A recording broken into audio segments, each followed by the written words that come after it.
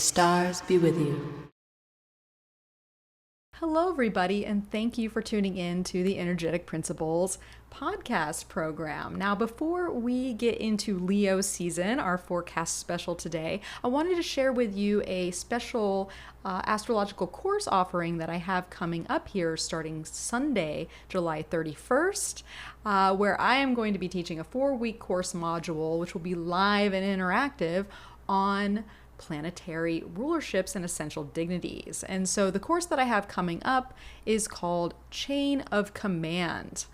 So have you ever wondered, what does it mean for a planet to be in domicile or detriment or exaltation or fall, and how planetary rulership really impacts either your natal chart readings, your mundane astrology readings when we're trying to figure out what's going on in the sky right now, and even things like progressions and solar arcs. Planetary rulership and the dignities are so important in really getting those nuances in your delineations. So this 4-week course that is coming up starting Sunday, July 31st, is going to be, when I say live and interactive, that means we are going to be using we're going to be talking a lot in class. This is going to be an open class in the sense that it's not just going to be you muted. I want participation. It's going to be a lower class number so that we can have that time to interact with one another. And most importantly, to look at student chart examples, because I think it's important when you're learning astrology to be able to look at someone's chart that is in the room with you and really get that real life, in-person feedback. Now, this is going to be a 4-week course, and week 1, we are going to look at rulership schemes. So we're going to look at the Thema Mundi world chart. We're going to look at the concept of dignity and debility, and how to take a deeper look at both the domicile and the detriment positions. And not just cookbook with it's this or that. It's really understanding why those planets and those signs function the way they do. Now, in week 2, we're going to be looking at convex and concave, which is about examining exaltation and fall. And so we'll do the same things that we did in week 1 for domicile and detriment, but now we'll be looking at these placements and also exploring further chart examples with student chart examples. Now, in week 3, we're going to be looking at planetary chains, which gets me always so excited. So we're going to be looking at final dispositors, we're going to be looking at mutual reception, and we're going to interpret looping chains and the planetary palette that they create, because these chains show where the focus of the chart really lies. And it's not just in one position, because when a planet is not in its domicile, it starts to kind of go all over the place. Now, in week 4, we're going to finish up with housekeeping, which is looking into the planetary rulerships via the angles in the houses. And so we can kind of identify where we have strong houses, where we have houses that might need a little more finesse, and also analyze linked houses that are tied to the same ruling planet. Now, the course is $200 for this 4-week module. So if that is something you're interested in, come on over to energeticprinciples.com/courses, and you can find out more about the course, or you can register, or feel free to email me if you have questions. So, all right, well, I hope to see you in class. All right, I'm so happy to welcome back to the program. We have Joe O'Neill with us here today. Thanks for joining me again, Joe. Oh, thanks so much for having me again. These are always so fun with you. Yeah, she, if you did not catch her before, it was Pisces season 2021. And if you go back and listen to the episode, there might be a different name there, but Joe has metamorphosed into a wonderful, I imagine it being you've had a very busy year. Let's just say that. Yep. Yeah, but the glow and the smile on the other end is worth all of it. So if you want to go back and listen to that episode and hear us banter, because we have a good conversational chemistry. So I'm excited to have her back here again. So just in case listeners aren't familiar with you, Joe, give us a little rundown of yourself. All right. So my name is Joe O'Neill. I am based in Oklahoma City. I'm a writer and astrologer here. I just started my consulting practice back up after a long hiatus during a busy year. And I'm so happy to be back.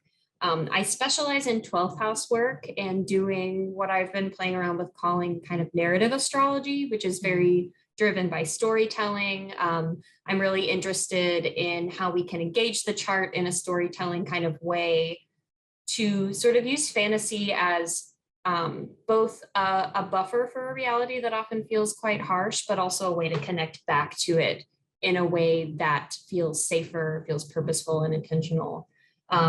In fewer words, I'm a huge story nerd. I'm a huge Tolkien nerd. So like these images and references from like stories that are close to me and close to my clients are just a huge part of what enriches my work. So that's a little bit about me. I love that, Joe, because I mean, we're telling stories every day, whether we realize it or not. Like this it is story time from the moment we wake up. I mean, while we're sleeping too, it's like everything is story if we choose to look at that. So I love that you add that into your work. And the moniker that you've taken on, a Joe maker of ways, which I love because I mean, that's just what we're doing here on this planet is we're carving out a path for ourselves. And the storyline that goes with it is crucial to what that path becomes and also how we perceive what that path is to some extent. So right. Yeah, I love that. And if you didn't get a chance to we all came together in 2021 to do a summit, Astrology of Awakening 2, and you had a wonderful presentation on the 12th house there. So if anybody hasn't caught that, I think you are providing that as you have that for sale. Do you have that for sale? Mm-hmm. I do. Yeah, it's available on my website, and that's part of my moniker, Joe Maker of Ways. The talk was called Waymaking to the 12th house, and so like waymaking is sort of how I characterize that storytelling 12th house work. And to be honest, when I changed my website URL last year, like joeoneal.com wasn't available. Like no combination of what I wanted was available. And so I just incorporated like waymaking into it in a way that I could, but I think it ended up feeling very right. So it's like, I feel like it was kind of like a message to continue to like do this work and like continue this work with that being the URL that was available. There's like the Virgo backstory to like the Leo presentation of like my presence online and stuff. But yeah, so Waymaking to the 12th house is available on my website. It's pretty easy to find. Yeah. So if you have any 12th house planets, I mean, and you don't even need 12th house planets really, because we all have a 12th house. Oh yes. We all have a 12th house. And I wasn't quite looking at it before. I mean, I was, look at these things. Sure. I do have Pluto there with a T square to my luminaries. So I probably should be looking at this 12th house. But since that presentation, I just started to kind of think about all rising signs based on that 12th house placement. And it's very eye-opening. So definitely add it to your repertoire, and especially if you're a 12th house person, because yeah, it's a tricky little domain. It can be kind of slippery. Yeah, it is. So all right, well, today we are here to talk about Leo season 2022. What year is it? Years. Right. It's already halfway through this year. I don't know about you, but it's just flying by. It is flying by. I can never it's always such a trip to think about time. I just feel like since 2020, my sense of time has been so warped. And I feel like everybody's been saying that too. And it makes a lot of sense, because one of the things when I was doing kind of like this, just like a little research on what Jupiter Saturn conjunction in last times they happened in air signs, and especially in Aquarius, what were some of the signatures, back in the 1300s. And one of the things that came up was actually time, because there was new, kind of clockwork, like people were going by more specific facets of time or increments of time and bringing that into the daily life. And so I was like, I think there's going to be some sort of nature of a switch with time. And it wasn't so much like the increment of it, but it's like the perception of it. And I guess that happens when you get older too, you know, Saturn being connected with time. But as they say, it's like the older you get, the quicker the clock goes. It's like, you know, I feel like it's like Stranger Things, like it's just like danging and they're coming for you. And you're like, no, it's not Yeah. me. But yeah, anyways, I totally feel that.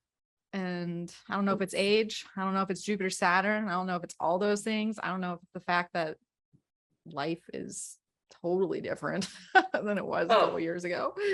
100%. I feel like it also has to be a little bit of the Saturn Uranus square too. Like Saturn being that time thing. and Uranus just, you know, just that. It's just been in the background for like years now. That's fine. Well, and we're probably going to be bringing that up here a little bit today. Oh, yes. Yes, because Leo season, being the fixed fire sign, is going to activate all the action going on in Taurus with Uranus, the North Node, and of course Mars there now. And we are experiencing a very unique configuration in the skies, which I'm excited to pick your brain about, Joe. And of course, you know, Saturn's over in Aquarius, just chilling, retrograde, but chilling as much as Saturn can chill. And we are going to have a very integral full moon that is going to light up the Saturn Uranus square, because even though it's not exact still, it is in close enough proximity to where we still feel it and we're working out its kinks.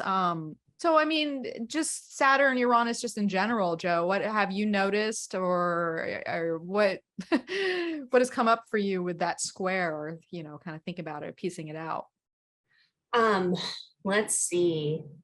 It's been pretty classic Saturn in its domicile, one of its domiciles, if you use traditional rulers, really trying to establish something, establish new structures, establish doing things in a new way, where I feel like Saturn in Capricorn had a distinct, and it had to do with Jupiter's transits during Saturn and Capricorn as well, Jupiter being in Capricorn. But Saturn and Capricorn felt very much like the old hanging on, and Saturn, and like a little bit more past oriented or like retrospective oriented. And Saturn in Aquarius is feeling to me a lot more like, where are you now? Like, what are we doing now? How do we, like, we're building now. We're building something new from the things that were broken down when we had, you know, Saturn, South Node, Pluto in Capricorn, and that, yeah. So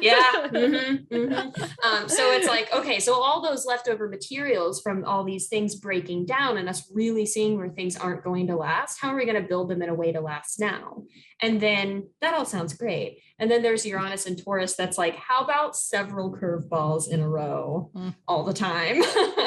And as these squares perfect and come closer and separate a little bit, it's like the process is breathing a little, but there is a lot here around, to me personally, about remaining agile and building whatever we're building to be flexible enough. I was talking with a friend just the other morning about building like skyscrapers with enough flex to be able to move with the wind enough so that they're not brittle. And I thought that was a really, I don't think it was Saturn Uranus related, but it feels appropriate for like, how do you implement and establish the things that need structure and stability in your life while giving them enough flex to be able to respond to the unexpected, because it's everywhere all the time. Even without Uranus, but especially with Uranus, a lot of these Taurian fixed earth things that we may have assumed would remain so constant are no longer remaining constant and steady in our lives. And so, and I saw a friend of mine, Ari, tweeting about responsibility, and they added a hyphen, like responsibility, like what is our ability to respond, and how do we cultivate that as a part of the Saturn and Aquarius stuff that we're dealing with? Yeah, I mean, we see it everywhere. That's what makes Uranus and Taurus such an interesting transit to begin with, because it's like, Mhm. if there's one sign that isn't known for budging or known for flexibility, it's going to be Taurus. And I mean, a lot of fixed signs, of course, but fixed Earth in particular, it's like the densest and Oh most yeah. compact, like Mhm. energy there. And we see that we're seeing it every day. We're still dealing with supply chain issues, power issues, things that were fixed in, government law suddenly breaking apart for new conversation or lack of conversation. Like there's Yeah. all these things that we took for granted to some extent. Yes. And we have to be flexible within those changes, because I think, I personally feel like the universe has some sort of divine intention behind it, where things don't change for no reason at all. There is some purpose to what shakes and reconfigures itself, but when we're in the midst of it, and especially in areas that we want something to be of constant, like you said, that give for that building, like that building's just going to break over, it's going to tower itself down, if you don't Yep. sway with the breeze. And it's like you go to the store and your face, like my cat food was not on the shelf No, yesterday, and not I'm the like, cat I food. not the cat. I was like, how am I god, I can't just integrate a cat to new food. And even the other bag I bought was like, piece it in every 10 days, just put a little bit here. And I'm like, I have no food. This is but I gave it to her this morning, and she was so flexible. I came back, the bowl was done. She ate that food faster than the one before. So, No.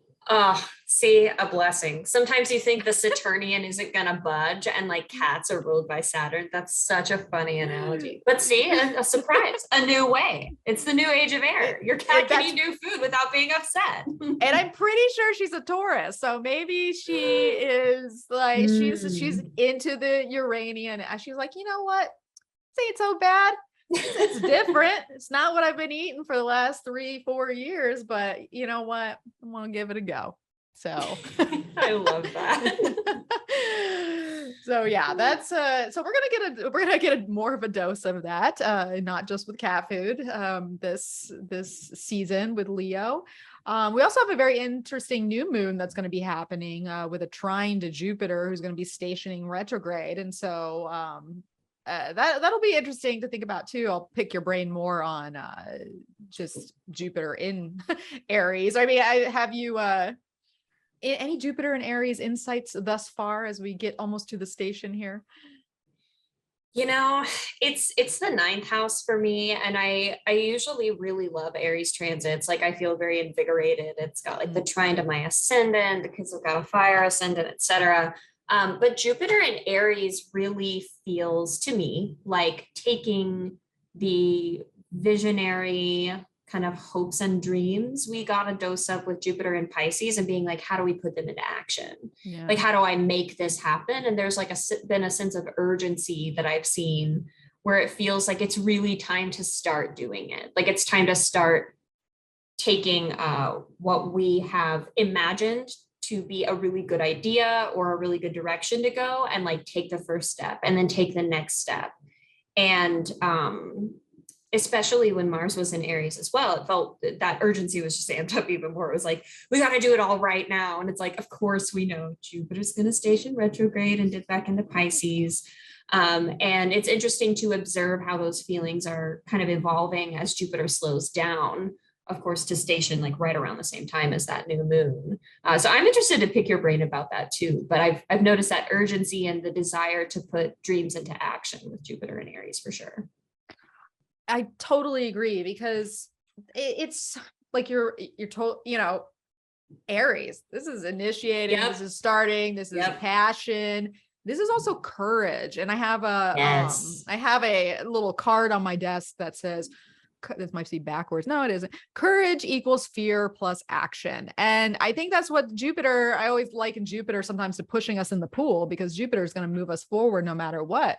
And a lot of times, Aries can be not so inviting for some people because maybe they do have a passion or a dream or something they want to start, everything that we were conceptualizing and kind of envisioning in Pisces. But that doesn't mean, the dream is really nothing without the action. And that's essentially that Jupiter piece. But I feel like Aries is always great at bringing up some crisis. So I think sometimes we get to the action component because we're at a crisis in our life, and it doesn't have to be something crazy where we're like bleeding from our heads or something like that. It could be just, there are a certain well of, money outlet has dried up. And so that wonderful idea that you have that you want to take your passion into action and start offering that in some way is going to take courage. It's going to take that initiation. But you can't go back because this other part is it's no longer, it's not satisfying, or it doesn't just make you feel alive. I mean, there's a really strong component, and we're going to probably get into that with Leo season 2, about feeling alive and in the moment and engaged with your life, because being having fire energy as you do as well, isn't that a main component of it, like the vitality of being here on this planet? 100%. It's like this idea that, like, the water element, it's like the element of emotion, and with earth it's like the tangible, physical, practical, air being intellectual, and fire being spirit, being like inspired and inspirited, and like that motivation that comes from passion rather than like obligation. And I think that's so crucial. So in a way, it's like Jupiter and Aries can they're not incompatible, but it has quite that passion can have quite an aggressive tone in Aries, and can like bring up crisis, and at the same time offer us the tools to be ready to take it on. And then of course it's just the challenge of making sure we do enough critical thinking to kind of back up the courage, so we're not just taking risks left and right for the hell of it and for the feeling of feeling alive. But absolutely agree with the passion piece. That's we gotta calculate a little bit in there. Just a little bit. Just a little bit. Maybe that's what Saturn and Aquarius is helping us with too. It's like, I think so. This bigger picture, let's rise above. Let's piece this out.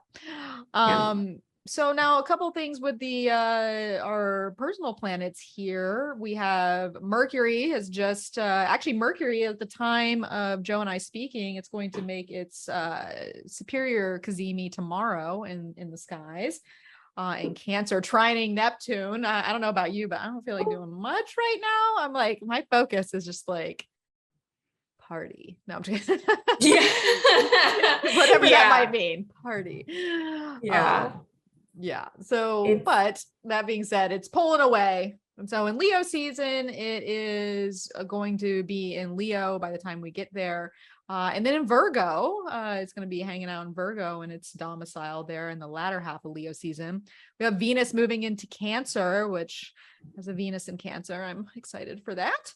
And then also with Leo, she's going to be stirring the pot of all the fixed square action. And of course, we talked about Mars earlier, about Mars is doing things in Leo season.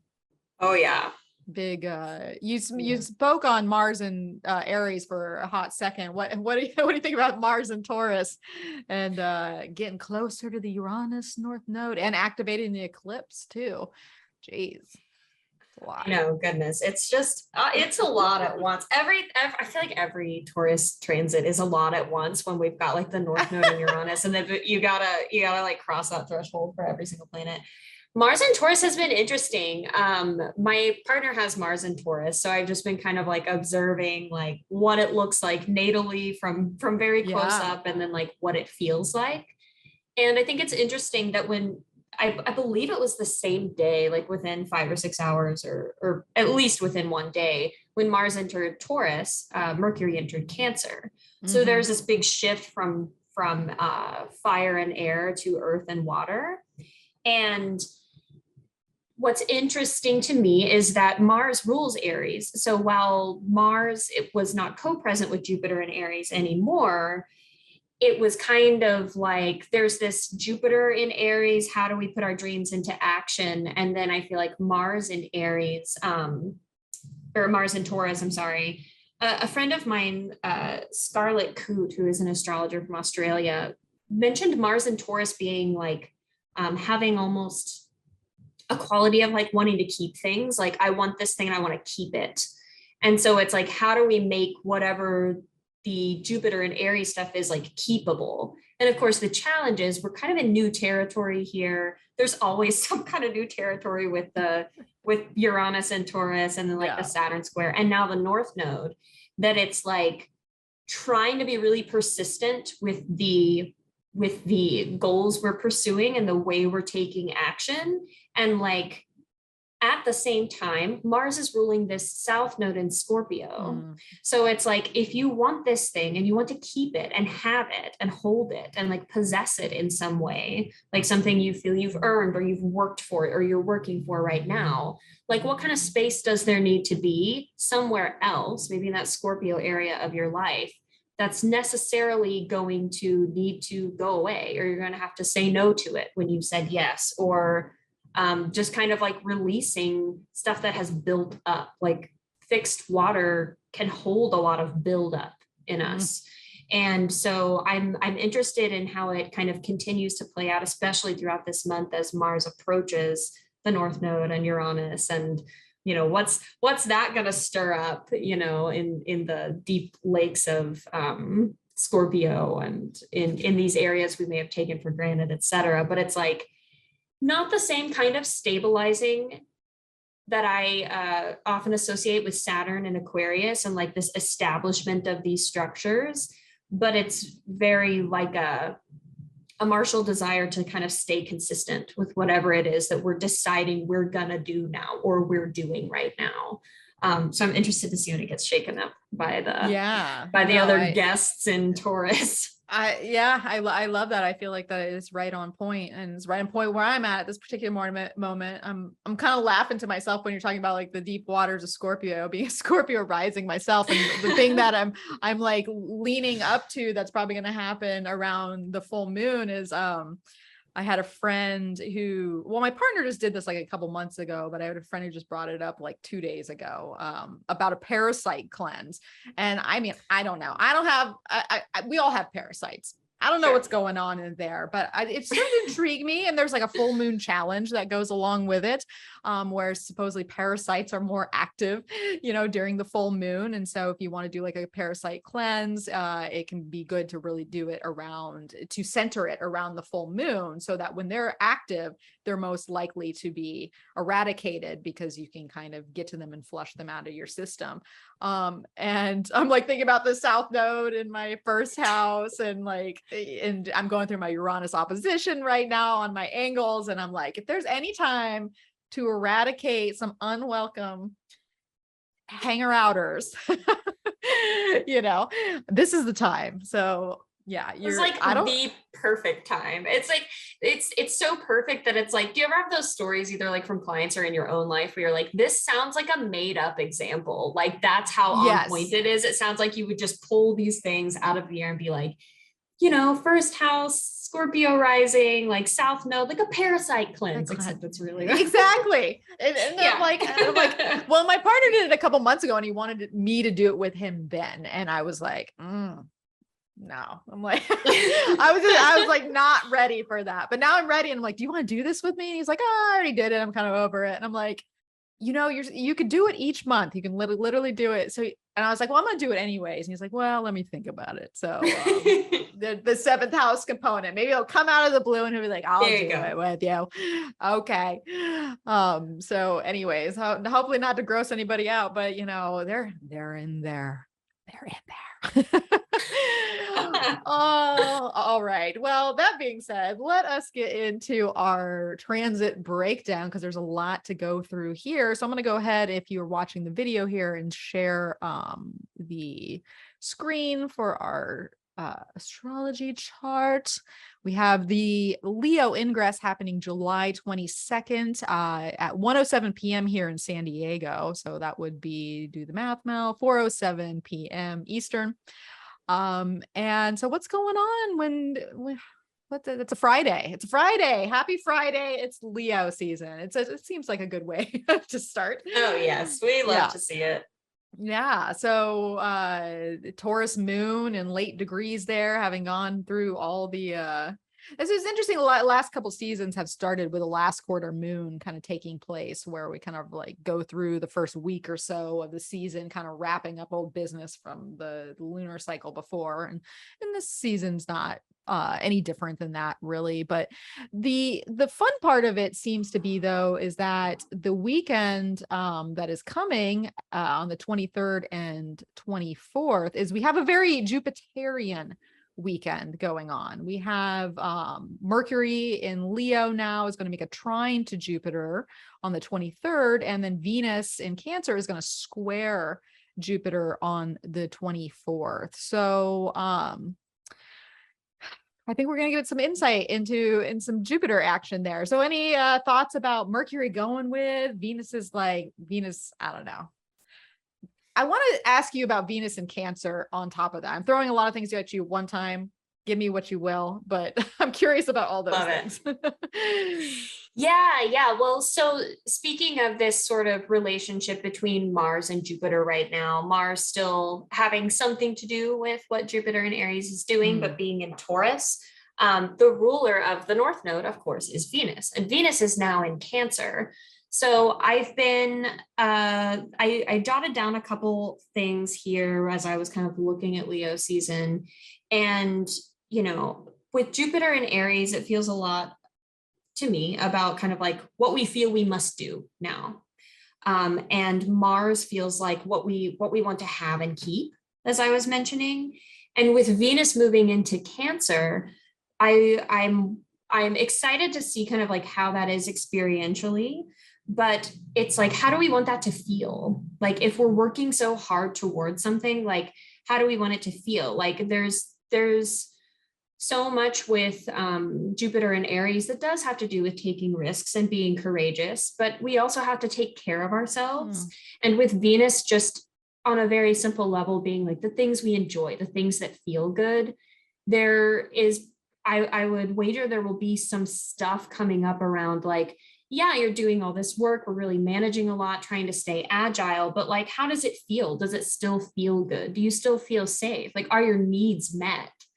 And it's always really interesting around Leo season when we have very often Mercury and or Venus in Cancer with the sun being in Leo. So they're kind of like averse to each other. So there's this sort of twofold thing about like this passion and this fixed fire of Leo, like you were speaking to, but also like, don't forget about your needs.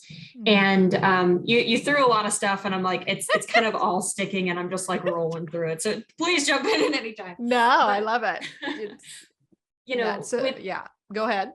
Oh, with Mercury being in Leo, trining Jupiter here at the beginning of Leo season, when I think about Leo being a sign that's ruled by the sun, that has so much to do with like selfhood and identity, that these solar principles, it has a lot to do with illumination as well. Being the sign of the sun, when the sun is up, it lights up everything. We can see there's something about perception and how we're perceived, how we're perceiving ourselves. And so I wonder, with these Leo transits making these trines to Jupiter, if it's going to be like, what do I want it to look like? Like, here's the thing, like, what must I do, Jupiter and Aries? What do I really want it to look like? What do I want it to mean about me? Because of course with Leo, there's so what it is all about you. Yeah. Of course.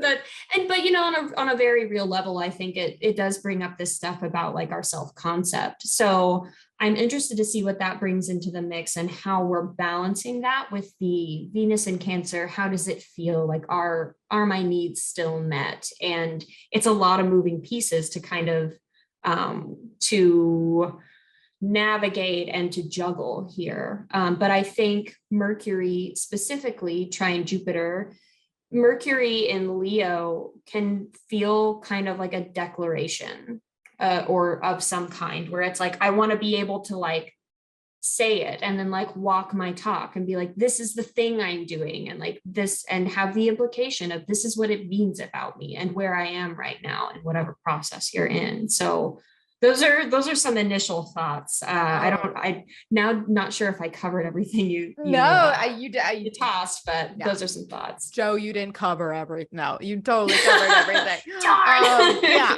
no, and I think you're right, raising a really good point on a couple of levels there, because you're absolutely right. Leo is about that selfhood. It's about that illumination of who you are as an individual. What is that fire that lights up the vitality of the spirit and the things that we were talking about earlier. Mhm. And Mercury seeing the bigger picture of that with the trine to Jupiter, and now Mercury backed by a sun in its domicile. It's like Mercury all of a sudden, before it had like that late Cancer degree energy, and now it's like, okay, all right, I see the light. We have a poignant 0 degree or one, the beginning here of Leo, and it's informing this Mercury who's trining Jupiter. And we have to keep into context here. We are getting ever closer to Jupiter, who's going to be stationing retrograde to do its whole backwards dance to then eventually get back into Aries to fill the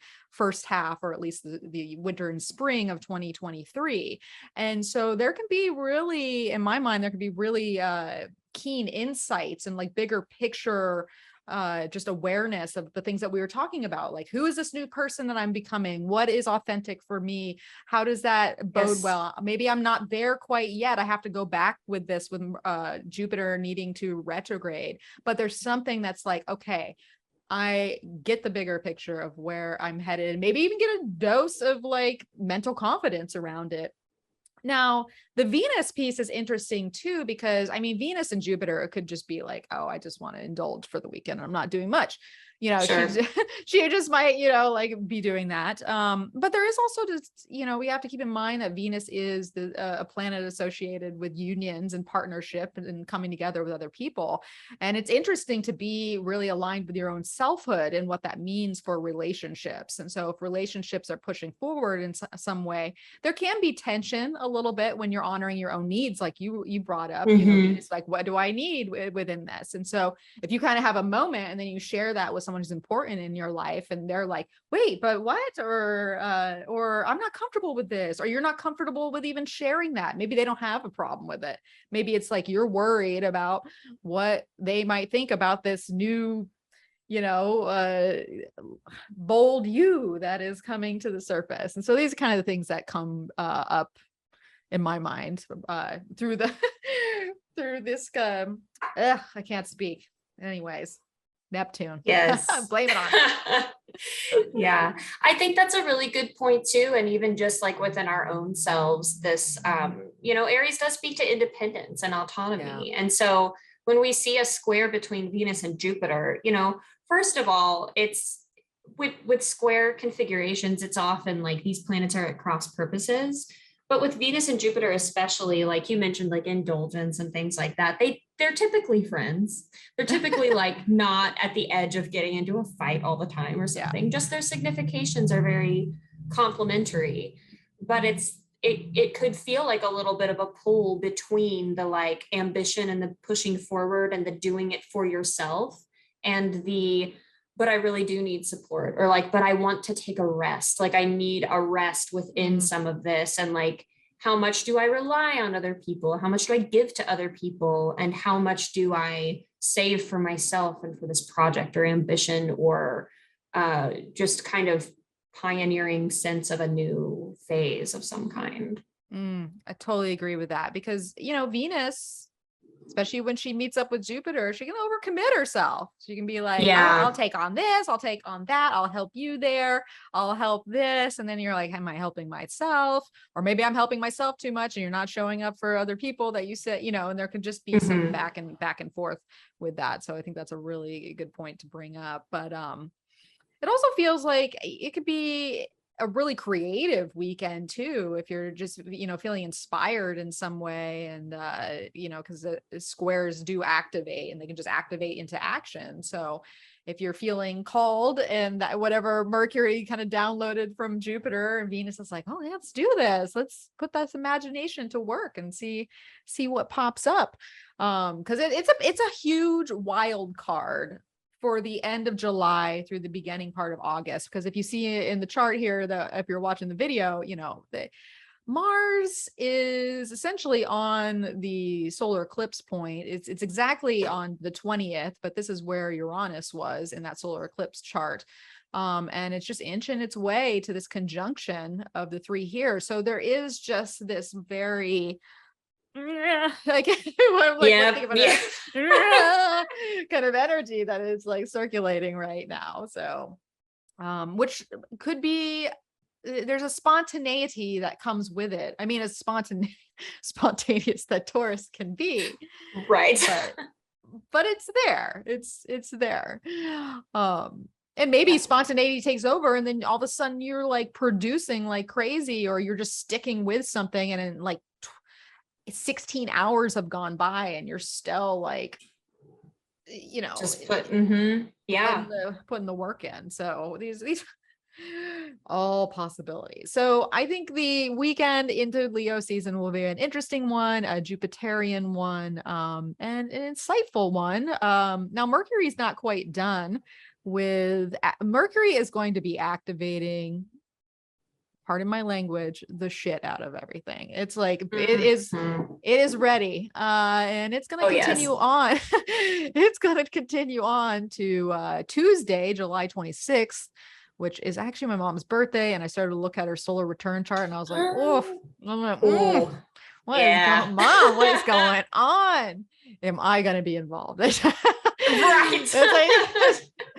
Right. My selfishness comes out. But Mercury over there in Leo is going to be making a square to Mars in Taurus, and getting ready to basically light up all that Mars Uranus North Node action and heading us into the new moon that's coming just a couple days later. So Joe, Mercury, Mars square. Mars square. Yeah. So with the like idea of Venus and Jupiter being friends, and generally like the square can between them creating maybe some kind of traction that's helpful, or like some creative juices flowing, and there's already like a good relationship with those planets. If anything, if they don't agree, they're going to try to reconcile and compromise. With Mercury in Leo and Mars in Taurus, what I see is someone who is like, no, I decided I'm doing this, and this is the way I'm going to do it. And Mercury in Leo having some very loud opinions about it. So it may not be as comfy. It may be uncomfy. But again, I think on some fundamental level, it's like, Mercury is the mind, and it is, here in Leo, and we're trying to figure these things out, all these moving parts, this nodal axis that is just churning a lot for us, especially as we move into this season where the sun is going to be squaring the nodal axis, which I know we'll talk about. But Mercury kind of comes through first, and it's kind of like, how are we conceptualizing the you are here of our selfhood? Again, Leo things, Leo keywords.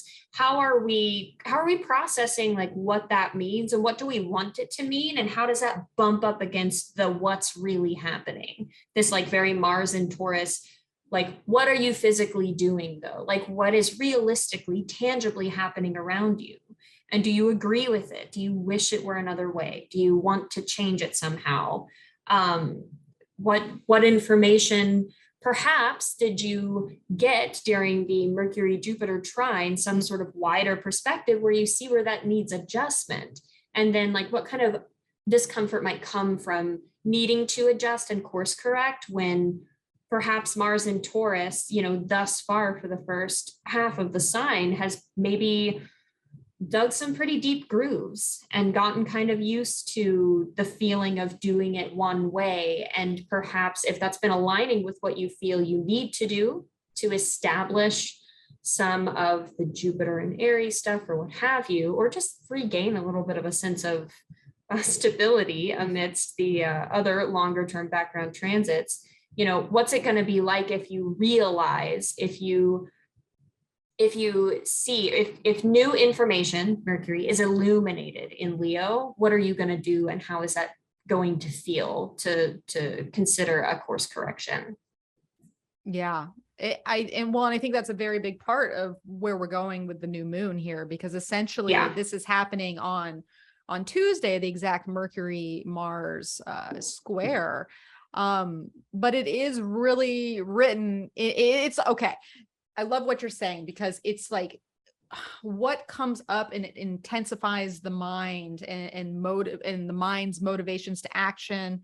or the mind kind of chewing apart what the action has been or hasn't been. And this is all in this like balsamic phase of the moon. You know, the moon's in Cancer. We're Yep. winding down, and we are preparing for the new moon in Leo on the 28th, when Jupiter stations, right? You know, here we have this very significant station happening in the sky, but Mercury is also going to be square Uranus. So I love what you're saying there, because Mercury is going to get activated by this Mars, and then it's going to go move that energy with the moon going over it, you know, later in the day on the 28th. Or maybe like late in the night, but it's going to happen. It's going to be Mhm. activated. And Mercury is now squaring Uranus. So and it's so interesting because, you know, Mercury and Mars together, this can be a very heated exchange, to where there are arguments or anger, or, you know, coming at, you know, other people or within ourselves. And I always think that anger is a very interesting thing, or irritation is a very interesting thing, because it tells us that something is not right, or something's not. I Mhm. mean, some people just fly off the handle because that's just them. But for the most Sure. part, you know, there's a lot of times anger is trying to inform us of something. And it could be informing us, just like you said, of something that has to change. And this is where the Uranian component comes in. And we're on the lead up to this really potent Mars Uranus North Node square, or it's not square, conjunction, and then the sun's going to square that like about 10 days later. And so it's almost like whatever happens in this week leading up, and this kind of mental activation with Mars, um it's going to be embedded into this whole new moon. So what a Yeah. new moon cycle, right? It's a big one. Very, very, oh, very, very much so. And, you know, Uranus is so, so close to the North Node that it's So like close. Mercury square. Oh, so close. Mercury squaring Uranus. It's squaring the nodes at the same time at the moment Exactly. of this new moon.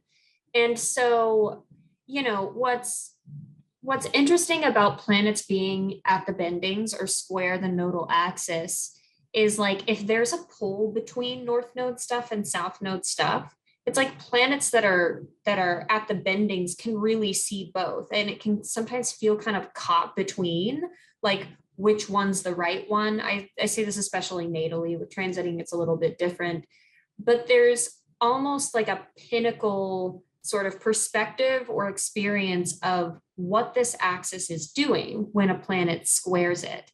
And so with Mercury being here co-present with this lunation in Leo, I'm interested to see sort of, you know, what follows that exact Mercury Mars square, and then how that translates, and kind of, you know, perhaps even does a little bit of foreshadowing for the Mars Uranus North Node conjunction that's Yeah. coming. Mhm. And this being the beginning of this lunar cycle is a lot. It is. It's like It's a it could be in the lot. middle, it could be at the end, but it's in the whole, you know, Yep. lunar signature. So Yeah. Yeah. yeah, it's not one and done.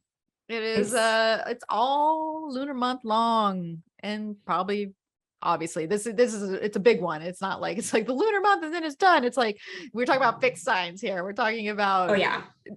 nodal activations that are, you know, as a destiny inducing, you know, Right. fateful in some way. It sounds like big stuff, and because it is, it's like this, you might look back to this time of life and be like, oh, things changed for me, something. And it could be, sometimes it's the small things. It's like, I think I've referenced this before in the podcast. It's like, say you're setting off course and you change your compass by, you know, just a tick, just 1 degree, and you're going to end up in a totally different, you know, port when you get wherever you're getting to. So It doesn't have to It's be true. major. Sometimes it can be very simple. A simple thing changes everything. So It's true. And definitely. it makes me think also of just kind of being aware, especially since like you mentioned, like I thought that was a really good insight. All this Mercury Mars square happening when the moon is in this balsamic phase, it's in Cancer, it's leading up to this new moon. What are the revelations you're having inside? Like there's plenty of stuff going on in the world and in our lives, but like what is the quiet voice in you saying? Like what is the thing that feels like a little revelation that may not be like earth-shaking, groundbreaking, but like what are the things you're noticing about yourself, inside yourself? What's stirring your passions? Where do you feel maybe longing? And I'm curious to see, interested to observe like how those things might grow, because you're right, it is sometimes the very small things that can be the beginning of something in hindsight when we look back. So Yeah. And so, yeah, and pay attention to your intuition at that time too. Just mhm. leading up, that Cancer moon, Yep, like Joe said, it could be a very personal thing. It could just be something that's churning inside of you, and that you're seeing or you're envisioning, or just have that sense of something. And Venus being there also now, in the moon sign, and she's helping to kind of balance that emotional state, and that yeah, sensory state. So yeah, so definitely do, if there's any time to do some pre-lunation meditation, I'm going to say midweek, the absolutely. 26th, 27th, you could get shocked by what comes in, right? Mercury, Mars, it could be hard to settle down there, but that's another thing about Taurus is it really thrives in stillness to some extent too. So there can be Absolutely. something very motivating about just stilling yourself long enough to have the motivation or the activation kind of rise up within you, rather than it being an external thing or everything's coming at you or you just have to act. Sometimes you have to stop to know how to act, or not how, but how you want to, or what's ideal, or what you want to put your energy and motivation into, because that could be really changing right now. I mean, that's essentially Mars and Uranus. Uranus is going to disrupt something. Mars is what we put our energy and our drive into every day. The North Node is like, well, how are you growing? How are you evolving? What's the next step here? And so change of action is there's very likely, I think, coming up here for a lot of people. And you might encounter some, as Joe said earlier, curveballs, where you're like, oh, you're doing Yep. what? You're Mm-hmm. leaving what? You're moving where? You know, Yep. could be a lot of that going on. Yeah, so okay, so did we cover anything here about that new moon? Obviously Mercury squaring Uranus is big, the North Nose. Jupiter Not the South stationing, Nodes. no, not the South Nose. Jupiter stationing retrograde. Yeah, I'll just quick insights about Jupiter backing into Pisces later in October. Just wondering if you think any insight into what it has to wrap up there. I have been thinking about it. And interesting that this Jupiter station is happening really, really close to the new moon. I don't remember the exact dates. Is it the next day or is it the same day? Do you remember off the top of For your the head? station, it's the same. It's the same day. The Yeah, same day, it is the the very same same day. day, and it's about do my 2.5 hours after the new moon, and then Okay. Mercury squares Uranus like less than an hour after that. So it's really tight. Gotcha. Oh, everything happening. Yeah. Well, and I'm interested in that opening Leo season trine from Mercury to Jupiter. And this idea that when Jupiter goes retrograde, it's sort of like okay, how do we integrate the things you've been trying, the risks you've been taking, the progress you've been making, the thing you started, if it's a specific thing, how do you kind of take stock of that a little bit and review? And then considering that Jupiter is going to go back into Pisces, dip back in for a little bit there, is like, I wonder what either is in the process of or will have dried up a little bit, perhaps by the time where we've retrograded back 8 degrees and Jupiter's moving back into Pisces. Like, what will need some rehydration, either creatively, inspirationally, connectively, because Aries planets like to go it alone sometimes, or have people to lead. Maybe like there's some strong leadership qualities with Aries, being the exaltation of the sun, etc.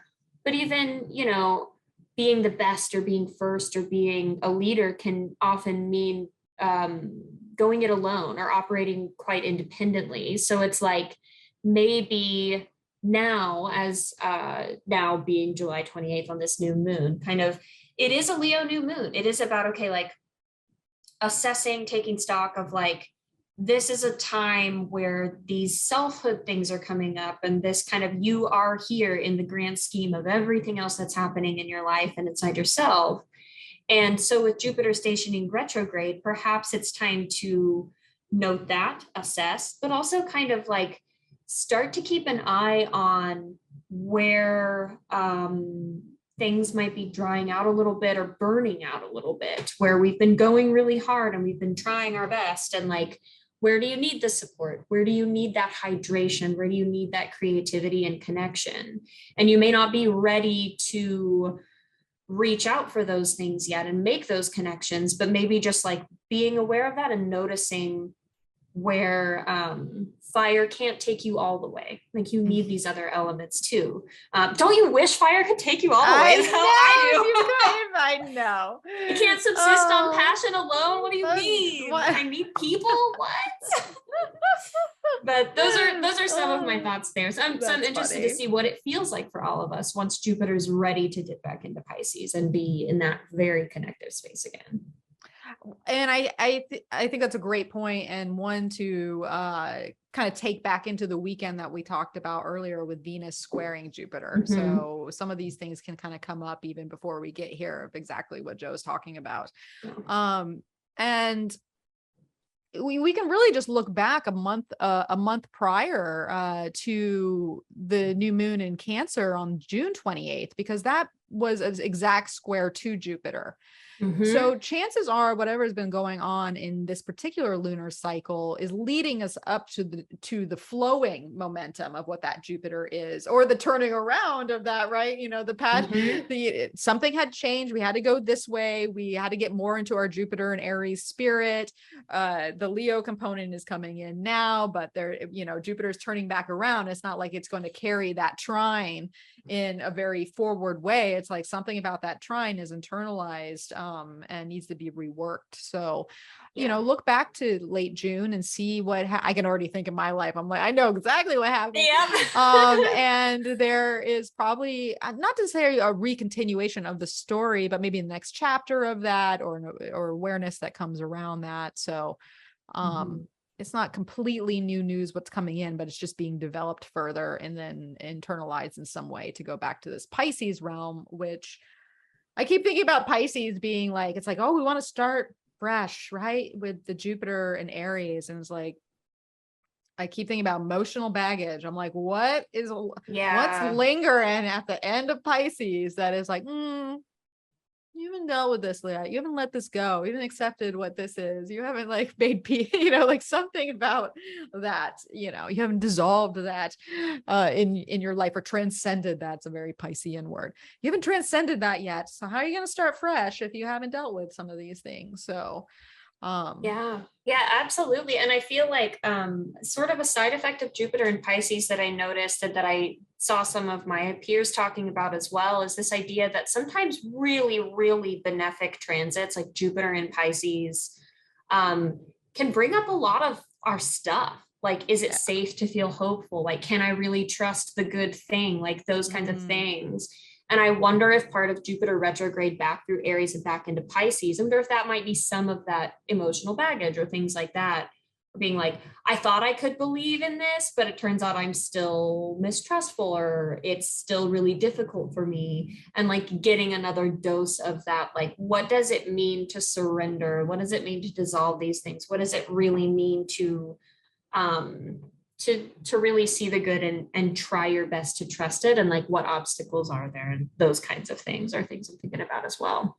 I think that's a great point, because we've all been, I mean, we all carry our own trauma in some way, but we've all been very traumatized in the last couple of years about, Most definitely. you know, having the just the world implode in us on some way, and having to shrink into less, and all these boundaries. And someone was writing a great little piece for about women always having to shrink down too. Is like, she's like, I always see in articles, it's like, when you talk about women's money, it's like, how can you spend less? And it's like, no, how can you make more, you know, like, and so we have these like narratives, and same with like body dialogue. It's like, we have these narratives where it's like, we have to shrink down. So it's almost like this idea of hope and more and abundance, and envisioning something, and that being, you know, having faith in that reality, because yeah, you could be that. It's like, we have to get through all this like conditioning that's like, absolutely, oh no, you couldn't manifest that, or because that little thing is in the back of the brain of a lot of us. And that's the thing that Aries is so good at. And back to the courage equals fear plus action. It's like, you know, that can still be there, but we still move forward, and we move forward with the hope, right? I mean, that's the whole idea of the Pisces to Aries is like, we've got enough hope and faith and vision in it, and then now we just kind of go for it. And so, and we all have that voice somewhere in our lives, somewhere. Oh, absolutely. And especially some of us that have been more trained to be that and stay small, and like not, you know, be as larger in life that we can be. And yeah, I love that you bring that up, because that could be some things to work with, because there are reasons to have hope, and there are reasons to believe that we can be more than what we are now, you know? Yeah. So yeah. Absolutely. Pep talk. You got the Leo placements are here to gas you up. That's right. It's like, let's get you in that solar energy. Anything is possible. So, all right. Well, we have this dynamic new moon that we are climbing up out of to basically go to what I call a loaded 3-day weekend. Now, I know it's not a holiday, but it's gonna feel like something's going on.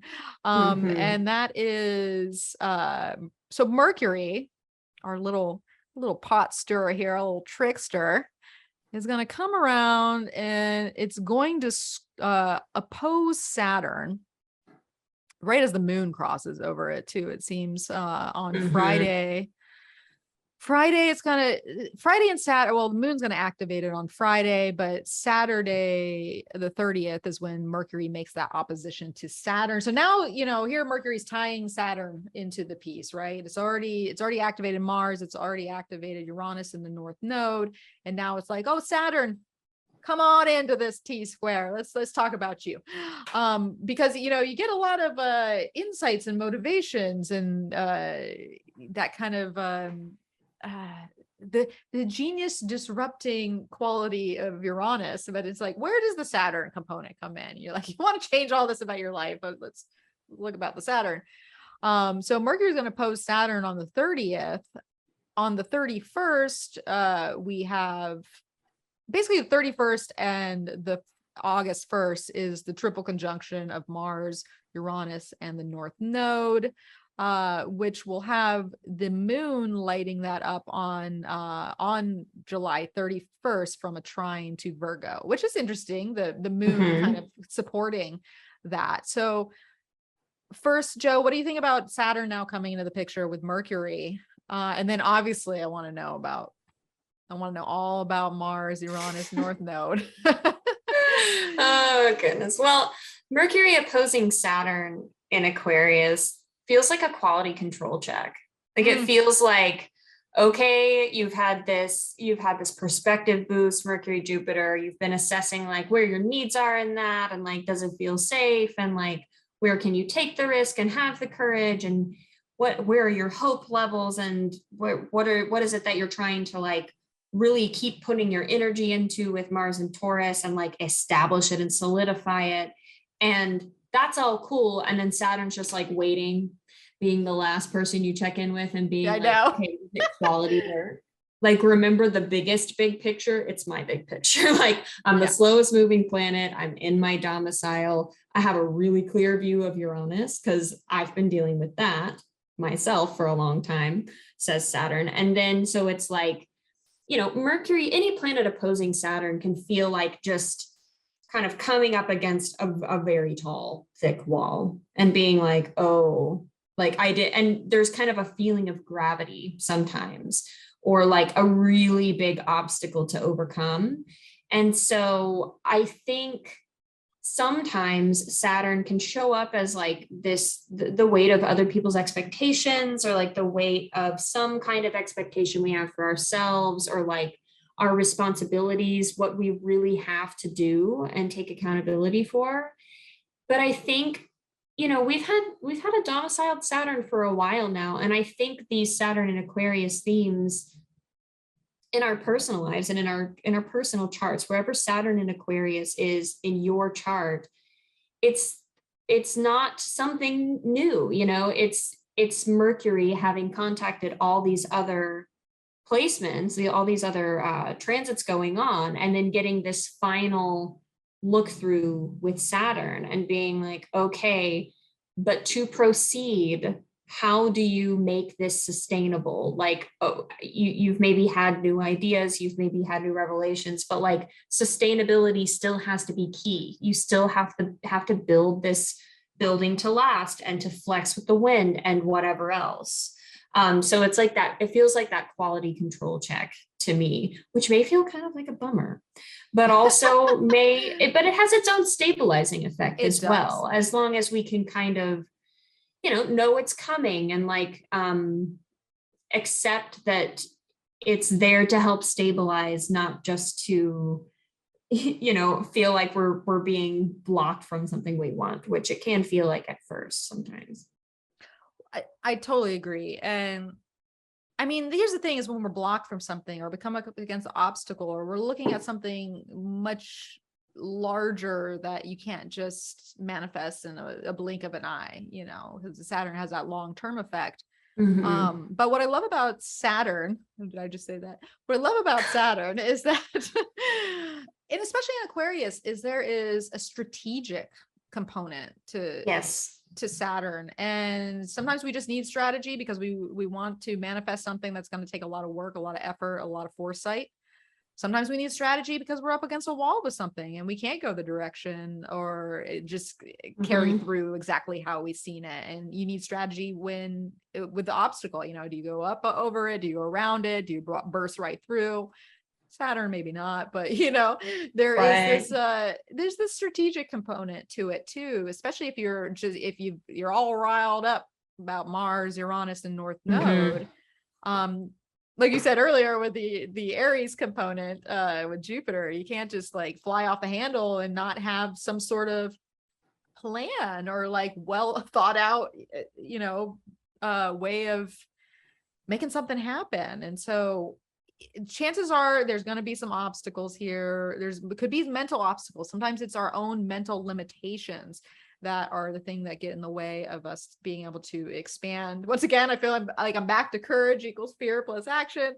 But whether there's an obstacle, whether there's a delay, whether there's a need for strategy, Saturn doesn't do it just to be a dick. There's a reason. Exactly. Reason. Yeah. Work with it. So, all right, we get that Saturn juice. And then all of a sudden on Saturday, we have this, where is it? Come on. Not Saturday, Sunday. We have that moon in Virgo that is trining that Mars Uranus North Node conjunction that's happening on Sunday and Monday both, but I have a feeling the moon component is really going to light that up. So I mean, we've been talking about this conjunction for a little while now in different ways. But any insight into adding a trining Virgo moon, like a really unsuspecting moon placement kind of comes in and is like, I'm gonna beam into this in a supportive way. Any thoughts there? Her face. It is a Mercury backed moon too, so I guess back to the Yeah. Saturn component. Yeah, this kind of reminds me of, and this is going to sound bad, and this does not mean that I think this day or this moment is going to be like horrible, because I really don't. But like, it kind of reminds me like this Virgo moon being like, you know how sometimes in a time of like crisis or something, you just have this incredible calm where you're just suddenly like, well, I understand there's a crisis, and now I'm going to take it moment by moment. And it's like time slows down, and you're like witnessing these things where maybe in hindsight or like in another state of mind, you might be like, oh my God, I can't believe this is happening. But for some reason, there's that like stoic calm. This like Mercury ruled moon in Virgo, so practical, you know, backed by Mercury and Leo, having just had a meeting with Saturn about sustainability and all the, you know, quality control. Trining this Mars Uranus North Node stuff makes me wonder if part of the Uranus North Node Mars thing is like something either that is not, and you know, this feels weird coming out of my mouth, like not something totally unexpected, in that like we've had Uranus in Taurus for a while, we've had the North Node in Taurus for a while, so we know that the terrain, like we can kind of have some guesses about where the shakeup is going to be located, like in our charts and perhaps in our lives. And then I wonder if part of this is just going to be like the, oh yeah, this is it, it's happening, and this is a lot, but like some kind of observational quality that the moon in Virgo is gifting. Now, on the other hand, maybe for some of our listeners, like me describing like the calm in crisis, they may be like, I can't relate, I freak out during a crisis. So then there's also the other side of Virgo moons where it can be a little bit nervy feeling sometimes, like a mercurial moon that's like, how do I keep a handle on all of these, you know, things that are going this way and that, and like these events that are happening, or this thing that I feel building that's like something's going to happen. It's like a good time to, and this kind of reminds me of something I was going to mention when you mentioned like frustration and like anger, and the idea of like anger as information when we talked about the Mercury Mars square. Like same with these, like with any sort of, if there is like something totally out of the blue, a wild card thing, a big like surprise that may feel kind of volcanic, with the combination of Mars and Uranus in the North Node really amplifying that. You know, fear is information. And with a Mercury ruled mutable sign, this moon has some agility available to it. And it's like, whatever it is that Mars and the North Node and Uranus are going to bring, it's just going to be a matter of taking it moment by moment, because there's really, that's the thing about Uranus, there's kind of no telling, but it might feel big and loud with Mars also there and the North Node also there. So I think the Virgo moon is a nice little addition, a little trine blessing.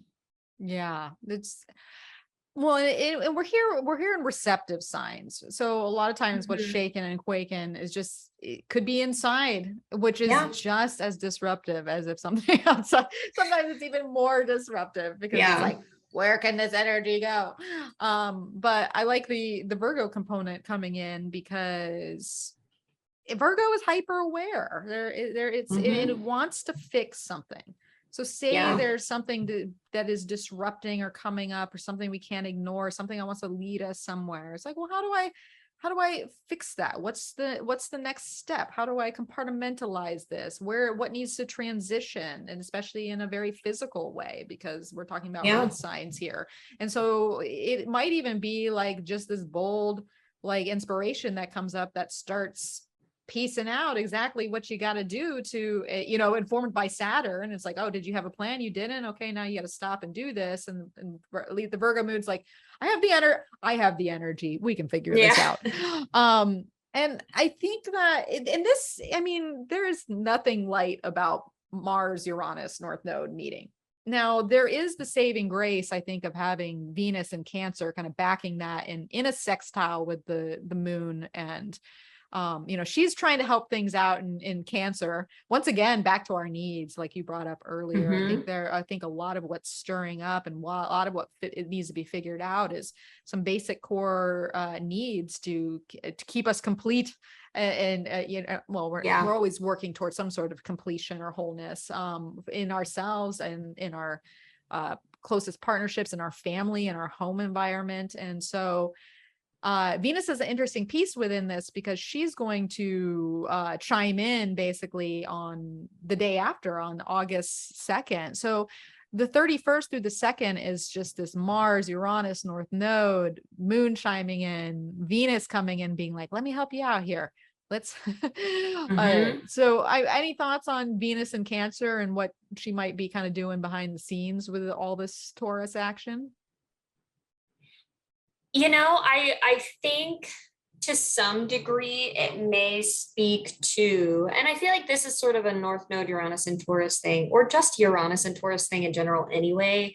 But like when that ground is shaken, maybe that thing we've taken for granted to, never change or always be around, like when that goes away or gets disrupted somehow, like it can very directly feel like unsafe, or like our needs are threatened somehow. So I wonder if Venus being in Cancer, a sign that has so much to do with these needs and this feeling of basic safety, I wonder if it's hearkening a little bit to that.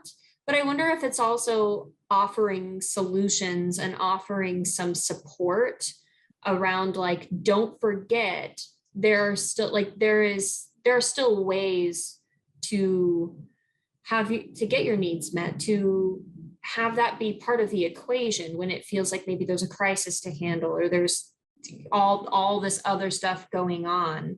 Like, you not only can, but you really have to incorporate how it feels and your intuition. And maybe part of the sextile from Venus in Cancer is a little bit of an intuition piece there, where it's like, trust where your feet tell you to go, not just like you're looking around and like there's a little earthquake and where do you go, but like, how does your body respond? Like, what's the felt experience? And like, how can that also be information? These are the kinds of things I'm thinking of with Venus and Cancer. And, again, part of something I'm looking forward to experiencing in real time is just, again, the continued entwinement of Mars ruling the South Node from Taurus and Venus ruling the North Node from Cancer. And I like that you mentioned these are passive signs. These are earth and water signs we're talking about. And like, perhaps a lot of this is kind of an internal experience. And I wonder if, Mars, Uranus, and the North Node sounds a lot like sudden feelings of like, oh my God, I just realized I hate my job and I have to quit right now. Like these big, like kind of like decisions or something like that. And so I wonder if some of these rumblings like will be internal and will be kind of these deeply felt things, which do feel often quite as groundbreaking as something external. These, like those deep realizations where you're like, oh no, like my heart isn't happy anymore. And that can be, starts inside, but it's going to ripple out. So those are some of the things I'm thinking about. And honestly, sometimes those can be the hardest disruptions to deal with, because depending on the person you are, that then makes it difficult, maybe with Mars in his detriment position, is it's like, oh, something needs to change. But if anything's going to change, it's up to me. The world, it's one thing if the world comes in and here's your change, deal with it. But it's another thing if it's inside and it's like, oh, I got to change. But the only one who's going to do that for me is me. And sometimes that can be much harder for people to, especially fixed people, all this fixed sign, Yeah. all this fixed energy out there. It's like, oh my God, I gotta change, but I don't know.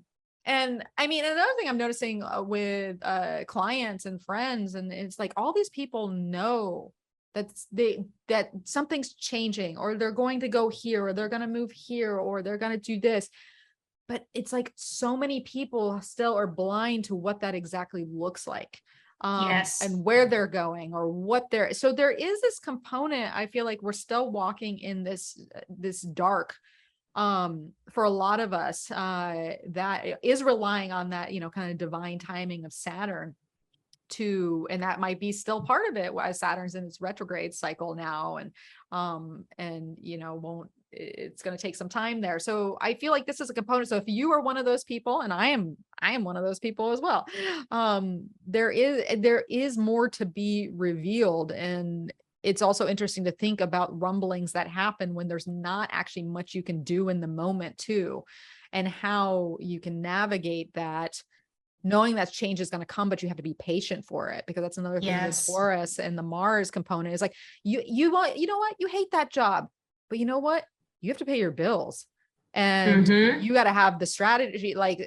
and so that quick snap decision to leave, to go somewhere else might not be a reality for you, but you can't ignore what's come up, and you have to be patient with it and strategic, and just keep moving along until that opportunity comes to where you can make those changes. But maybe it's not in this particular moment.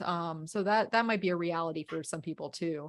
But I love what you said about embodying it and feeling it. And I'm piggybacking on that, is what comes up. How do we then help that along, or calm ourselves in some way? Yeah, and I think that patience piece you brought up is really, really important. I feel like I can feel it a little bit already just in my own life, of just kind of seeing change on the horizon, not knowing exactly what it's going to look like, but feeling like in your body that it's pretty certain something big is going to change, and just having to wait until you're having that experience. And so then, like with Venus in Cancer, for the duration that it is here at the end of July, it's like, okay, so what kind of care can we seek for ourselves? What kind of support can we give ourselves? What kind of comfort can we give ourselves? As we're doing the patience thing, because every planet in a fixed sign is going to get the quality control check with Saturn. Like, oh yeah, the snap decision, like Saturn's going to be like, did you have a strategy when you quit your job? If you didn't, well, like, here are the consequences. Yeah, Saturn exactly. It's gonna be a lot harder.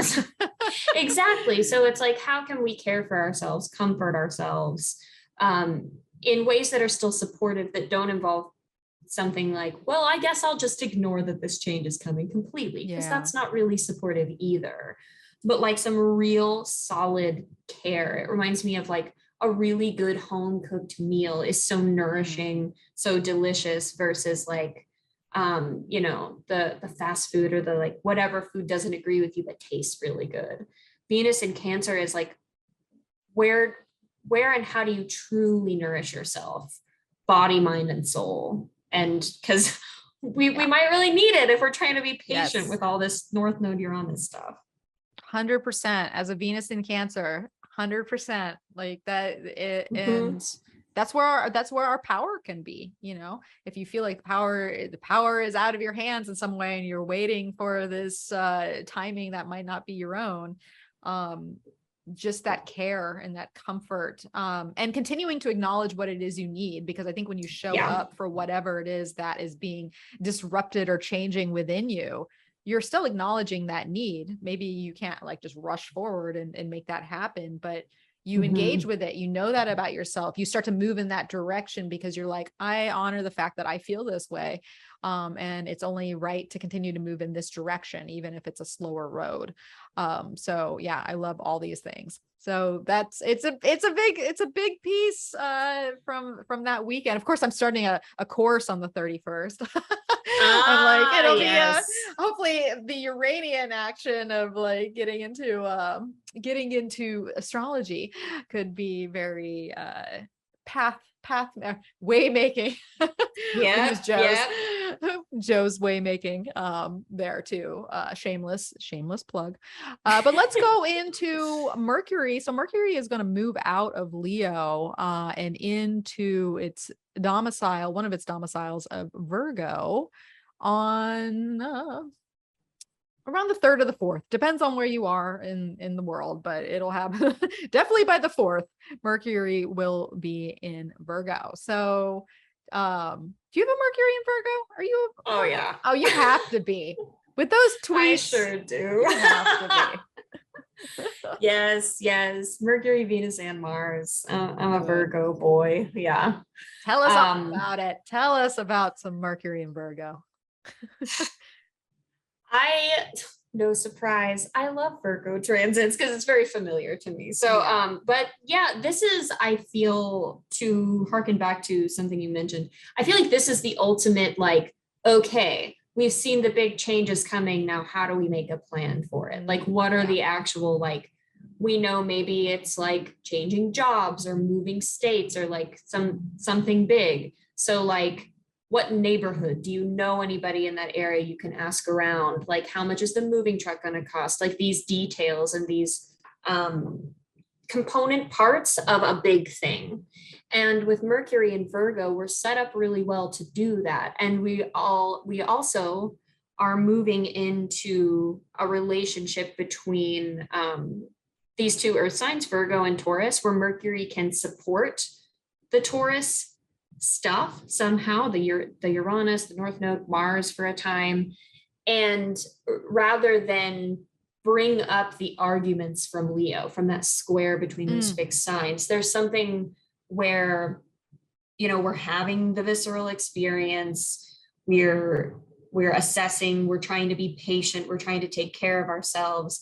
And this dose of like Mercury and Virgo might give us a little bit, it's like being handed a toolbox with like all these specialized tools in it, where it's like, okay, you needed to accomplish all these things. Well, you have more tools to do so now.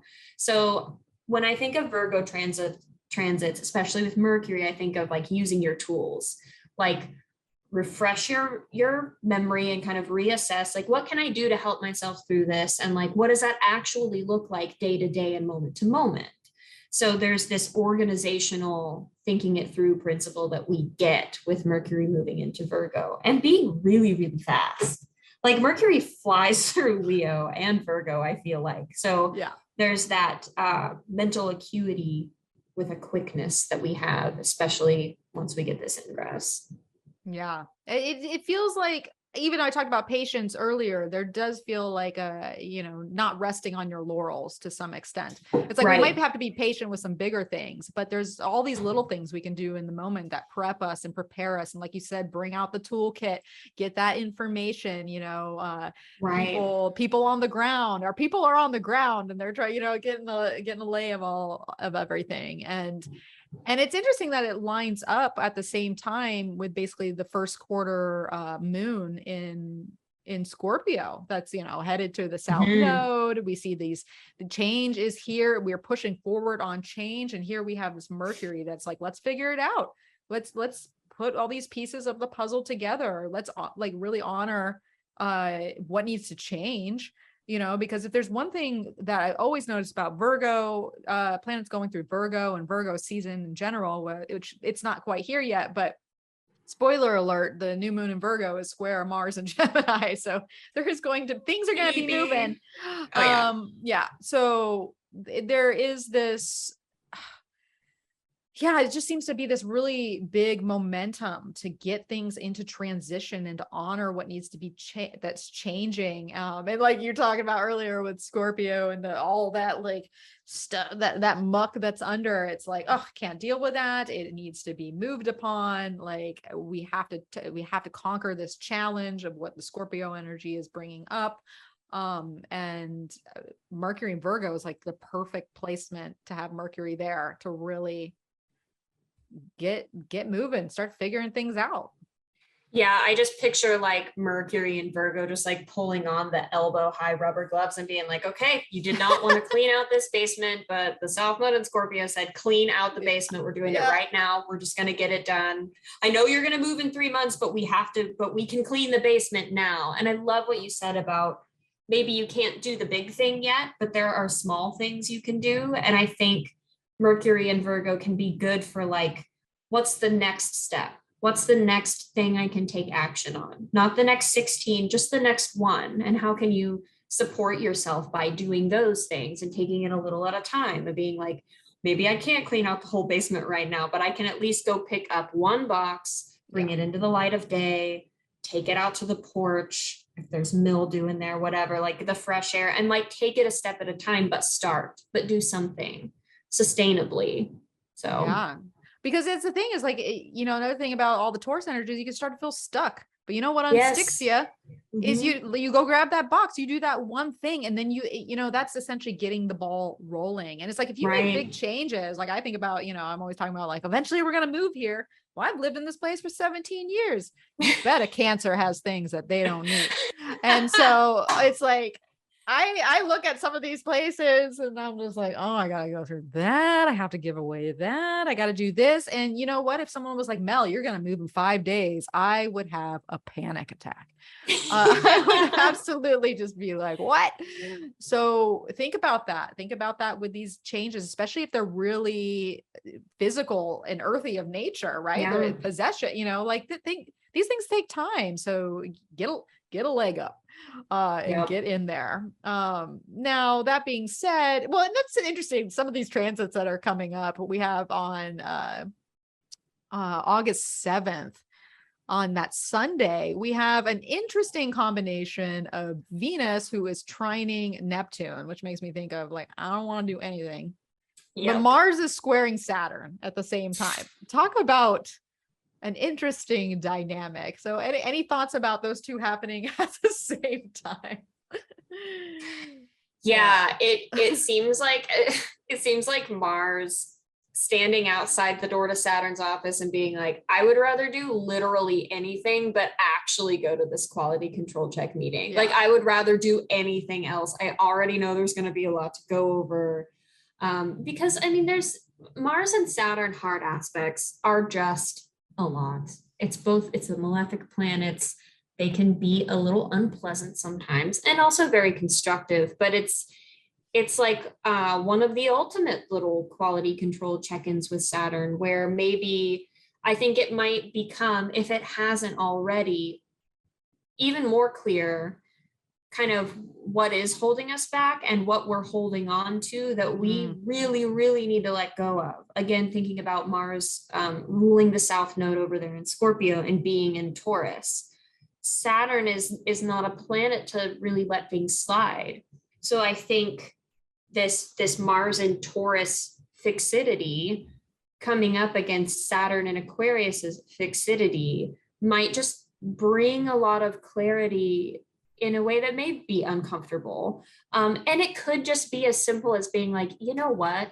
Mars and Taurus has been quite a transit and I'm really tired. Like I'm tired. I'm tired of all the big picture perspective. I'm tired of looking at the thing on the horizon that's not quite happening yet. And just really kind of feeling that in a visceral way. And with Venus being trine Neptune also, Neptune can be so visionary and so imaginative and so inspirational, and can also just be really foggy. And sometimes it can, when there are these other things going on at the same time, sometimes Neptune trines can feel kind of like, I just don't want to do anything. I think I'm just going to take the whole day off. And like, I'm just going to repeat Sunday on Monday. Like, I'm just not going to do a Monday. Like, I can't do that this week or whatever, like that kind of feeling. But I wonder if, knowing that this Saturn Mars square is coming, we could tap that Venus Neptune trine a little bit and take kind of an intentional breather, like really do it on purpose and be like, I'm going to face the hard thing. I'm going to feel it in my body. It may not feel good. And then the aftercare. And nothing says like Venus, Neptune sort of care can look all kinds of ways, but it like really reminds me of the sort of cliche of just like cuddling up with like your favorite movie you've seen 1,000 times. It's so nostalgic and just transports you to another world and just be like, yeah, I'm really tired and I'm going to take a big old break about it, like as much as possible. So those are the things I think of when I see these two together. Absolutely. Because, Mars and Saturn coming together, they can, Saturn can definitely they can be those pauses for the cause, where it's like, I just have to take, because it's like sometimes Saturn gets in the way of the action. But and Sunday is a day of rest, as they say. But if you are doing something, say you do have to tackle something and you do have to show up, and that you're getting activated by Mars, Saturn. I love the idea of aftercare. I can already see myself in the bath with some Epsom salts and some lavender, and okay, I did this hard job. Now I'm going to relax and get my Venus Neptune trine time.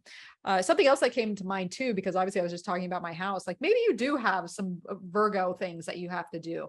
Maybe you are like have some Cancerian tendencies, and sometimes you don't like to get rid of things because you have an emotional attachment to them, whether they're possessions or people or and sometimes the hard thing to do is like let go of something. And so having Venus backing that Mars in a very tangible, possession oriented sign too, I'm thinking if you have anything to clean out and you have a hard time getting rid of things, this is the day where you're going to easily be like, someone else needs this, charity needs this, I can let it go because it's not serving me any longer, and I can give it to the community. I'm looking at the bigger picture of things. So if you do end up having to do a task or a job of some sort, the moon is also in Sag at that time too. So there is kind of this, it's interesting. It might just want to play, and have the pause, but it also could be wanting to jump into something that's future oriented and moving that transition along. But just seems like the perfect recipe to me, that if you have a hard time letting go of things and you need to do a job that's hard,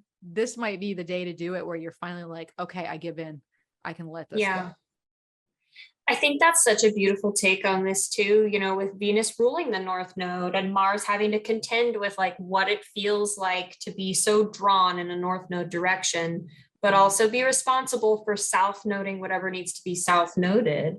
And I love this idea of like a broader perspective, understanding and compassion and capacity for surrender with Venus and Neptune trine, in these water signs. I think that's really beautiful. I'm very inspired by this. I'm gonna that's my birthday too. Well, not the 7th, it's the 8th.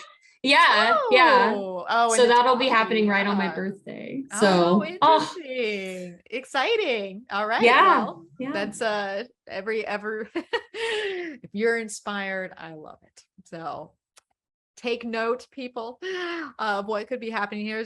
With astrology, there's all these different there's always these different what's the word I'm looking for, ways to skin that cat. I'm not trying to skin cats, but so many different ways it can manifest. A huge spectrum. Thank you. The spectrum. I love that. There's a spectrum of outcomes that you can engage with. So, all right. That being said, let's carry on here with our just a couple days later on the 10th and the 11th, just before. So we have an interesting lead up just before the full moon in Aquarius at 19 degrees Aquarius on Thursday, the 11th, is that the 10th, basically the sun is going to activate this nodal axis we've been talking about. It's also going to square Uranus. So here the sun comes in to be the first planet since Mercury that Joe was talking about earlier, about this activation point that's at the bending of the node. So the sun coming in and sun being in domicile, obviously this is a big piece, and it's leading to the full moon on the 11th, which basically has this T-square. This is tying in. Once again, we're getting nodal action, Uranus, and then we're getting Saturn. So talk about turning point once again. Talk about parasite cleanse coming at you. talk about paracyclins. Oh my God. Yeah. Whew, like what a full moon to have after that new moon. And right. yeah, and you know what it makes me think of too, with like this Leo Aquarius axis really activating the nodal axis and like this T square action that we have going on. A couple things. I myself will be kind of thinking back to what it felt like when we had Saturn and Mars in Aquarius squaring the nodal axis earlier this year. What kinds of larger themes were coming up, because those are back. Yeah. They're being activated kind of from these different angles now. So I would think about that and kind of what topics came up, what things felt tender when pressed, and all of that. And also, last year was the first Leo season that we had a bunch of Leo transits, like really activating that Saturn Uranus square, because the year before, if I'm remembering correctly, Saturn was back in Capricorn. Like that activation didn't happen. So it's like we are back to these Leo season activations now, with illumination really, really lighting up the nodal axis. And so what themes from then, Leo themes, Leo Aquarius themes specifically, are being sort of pitted against this nodal axis and those themes? Because it's really like stretching both ways. And I think, we've been talking about the Mars Uranus North Node situation in Taurus. We've been talking about like squares from Leo. And when it comes to this full moon, it's just like the fullest illumination point of those themes, really. That's how it seems to me. Mars has made it past, but it's really about Uranus and Saturn, and it's really about this nodal axis. Absolutely. So it's like, what's the tension between Saturn and Uranus? That's a long-term theme that we've been kind of experiencing. And what's the tension between the nodal axis too? Like, what are these core things that you're being asked to purge or let go of, to make space for the things that you are so drawn towards, that it feels like you must pursue them, and there's so much focus on them? And I could ramble on and on and on, but I'm so interested to see what you have to say about this lunation too, because it seems like a real peak with this Saturn Uranus nodal axis story. Yeah, absolutely. And so, just look at every single fixed house you have, or fixed, because that is where that tension is lying. I love that you bring us back to Leo season of 2021, because that was such a huge season. That was a big changing point in my life. And what was unique about that season too, is we actually had 2 full moons in Aquarius. So Aquarius got absolutely lit up, and like, just an example for me, Aquarius is my 4th house. And that first one, it was, the first 0 degree, I was like living by myself. My partner had moved to Detroit, 3,000 miles away. I went to go visit him. There were talks about relocating, figuring that out.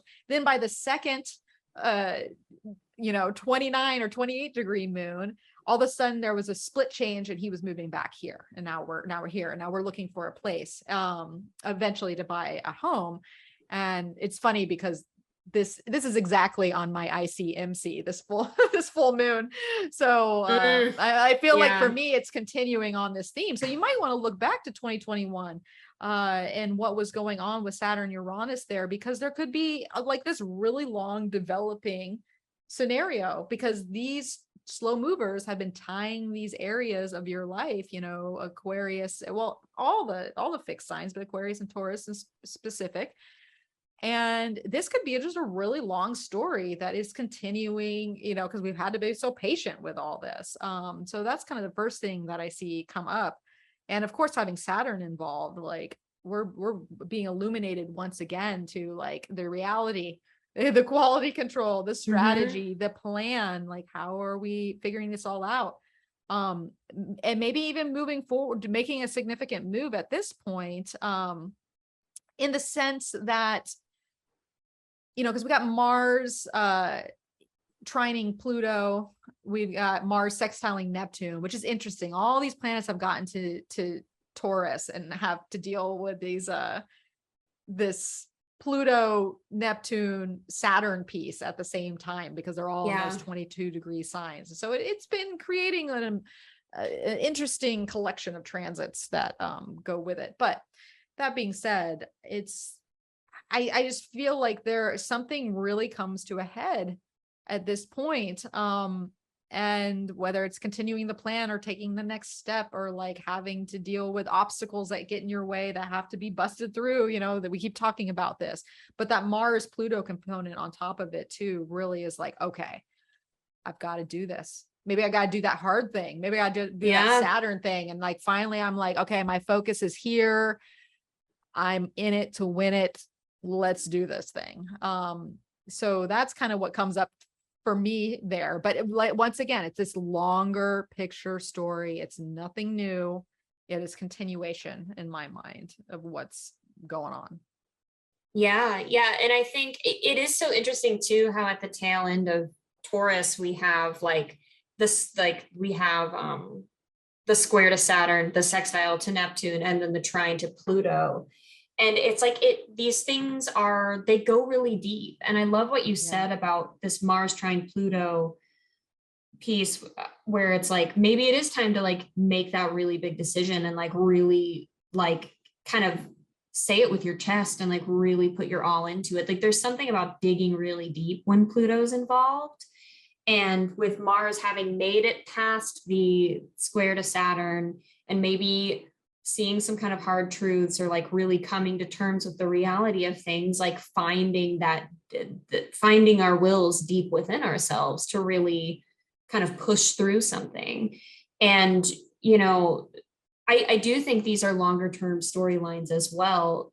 This time last year, like during August of last year, I turned 30, I entered a 7th house perfection year. And those 2 full moons in Aquarius were in my 7th house. And I ended my 11-year relationship and like moved out on my own for the first time, like big year of changes. Yeah. Spoiler alert, it was 7th house stuff. Everybody already knew that. Changed my last name, all these things. And so here I am in this year, and, it's the same things aren't going to repeat themselves because the circumstances are all different. Yeah. But it's still this 1st house, 7th house activation and these themes for me, and like how even the nodal axis being in my 4th and 10th houses kind of create strain or tension or traction with these things. So I do think it's worth looking back and just seeing where these themes are coming up again, and maybe where you have built skill by having gone through like the Saturn Uranus squares that we already have, by being like, okay, I know the territory, like I've been here before. Like, remember that you have that experience, and remember that this may be familiar terrain, but it's not the same. And maybe we can muster something really deep with this Mars Pluto trine, to where perhaps the obstacles and the challenges are familiar, but they're still new, and we can approach them and show up to our lives in a new way around them as well. Oh, I love that. And it really speaks to what you were talking about earlier with Mercury and Virgo and pulling out that toolkit. Mm-hmm. Like, this is part of our toolkit. Past experience, lived experience is our toolkit. And so, here we are back at this place. And when we talk about these like major decisions taking place, being ready to do the work, ready for that change, because essentially the full moon on the 11th just gives way to the sun, perfecting its opposition with Saturn, and Mars trining Pluto exactly on the 14th on that Saturday. So, Thursday through Saturday, these are potent, and the moon's moving through Pisces too. Talk about like another transitionary space and kind of letting go and like almost melting into, what it is that is changing before that Aries activation that comes around. So they're definitely, if you're on a fence about decisions or getting to that point, like this is a ripe territory to make that change, make that decision, do a tangible thing that like gets things into motion. And and a very unique one at that. We're not going to see astrology like that. Keep in mind with this astrology that's going down right now is that it's not going to come back around in 8 months time, in 2 years time. It's like, if you're having a moment in your life where it's like, this is my moment, this is the, you're having this moment for a reason, because it's big. And so show up to it, I guess is what I'm saying. Show Absolutely. up. Yeah. So, yeah, we're both going through. That's because we have those fixed risings. So we're getting activated in the partnerships, the home, the whole whole shebang. Now I fixed love risings. Just hang in there. It's gonna be okay. That's right. I feel like we're the poster of that little cat that's just hanging on the branch, and it's like, hang in there, baby. You've come this far. True. Your grip is waning, but just stick it out. Now the thing I like about this, to continue on the theme of what you're saying with the toolkit, is that Mercury is in Virgo, is basically going to trine Uranus on the 15th and 16th, around then, just as we're getting into Aries moon territory. And so it feels like whatever we're going through in those days, all of a sudden Mercury's like, okay, I see all these little loopholes. I see all this wiggle room. I see how I can like manipulate this here and there. I got my toolkit. I've got the enthusiasm of the Aries moon. And so there's something about Sunday and Monday where it's just like, to me, it's like, let's do this. I've got a new vision. I'm looking at things differently. I'm ready. Absolutely. And to me, like a Mercury and Virgo trine Uranus is like, let's try it a new way. Like, what if we did it this way? Let's see what happens if we do that. And it's like, so many times, like, that's where these really good ideas that do actually stick around for us. That's where they come from, is just like that one little stroke of inspiration where we're like, you know what? I do it this one way all the time, and I'm going to try it this way instead. And like, these are times that I feel are really ripe for that kind of thing as well, when we have that supportive, harmonious aspect between Uranus and Mercury. Yeah. And of course, we know that the North Node is there too. So we're getting this whole like, oh, I see it. Let's do it. Let's rearrange. Let's have that wiggle room, try it out. And then all of a sudden we're on this new path. We're on this new way of doing things that we can then stick to some extent. Like, we have to make the change in our mind to change, but whatever it is that we change and figure out, we can kind of stick to and make that maybe a new method in some way, or at least a method for now. Yeah. So I like that. It seems very promising for the 14th and the 15th and the Aries moon behind it. Now, another thing that's going on a couple of days later, and we haven't really talked about Venus moving into Leo yet. I kind of glazed over that when we were talking about the full moon, since other players were getting a big response. But basically on the full moon on the 11th, Venus moved into Leo. So she's out of Cancer. She is firing it up over there with the sun. And on the 18th, she makes a trine to Jupiter retrograde there. So let's talk about real quick about just Venus and Leo in general, and kind of her initiating connection of a trine to Jupiter, which I feel is supportive to this kind of new momentum that's building as well. Yeah, absolutely. I feel like this Venus and Leo might feel pretty welcome after, because right before Venus moves into Leo, of course, she has to oppose Pluto, poor thing. Oh, we didn't even say that. Oops, I skipped over that for apparently a reason. I'm like, just so everyone knows, that's on that's on August 8th, August 9th. Let's just back up. Continue what you're saying there, Joe. Happy birthday to me, Venus. Oh yeah, that's what you were looking at before. You're like Venus, and I'm all, let's talk about Venus, Neptune, and Mars, Saturn. Oh yeah, it's just what Pluto? I don't know what you're talking about. I don't know what you're talking about. I can't confirm that Pluto.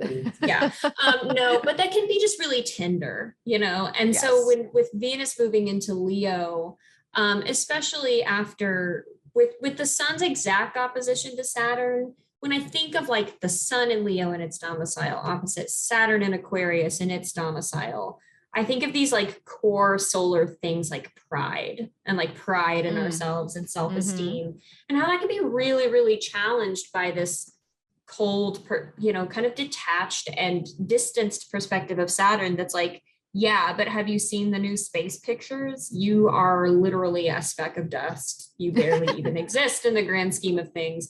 And to the sun in Leo, it can be like, I know you're right, but it just feels really bad to think about. So Venus being what feels good, I wonder if there's just a little bit of opportunity to shake off some of the tenderness from that Cancer transit of Venus and just kind of boosting our confidence a little bit, just giving us a little opportunity to feel ourselves, because don't we deserve it after this whole season of like fixed season where T-squares and Saturn Uranus and quality control checks. It's like, okay, but can I just feel really good about myself for a little bit after this? Because we know Venus has to do the gauntlet also, the fixed sign gauntlet. Yeah, she does. But you know what? She's like, can we just play? Can we just play for a hot second?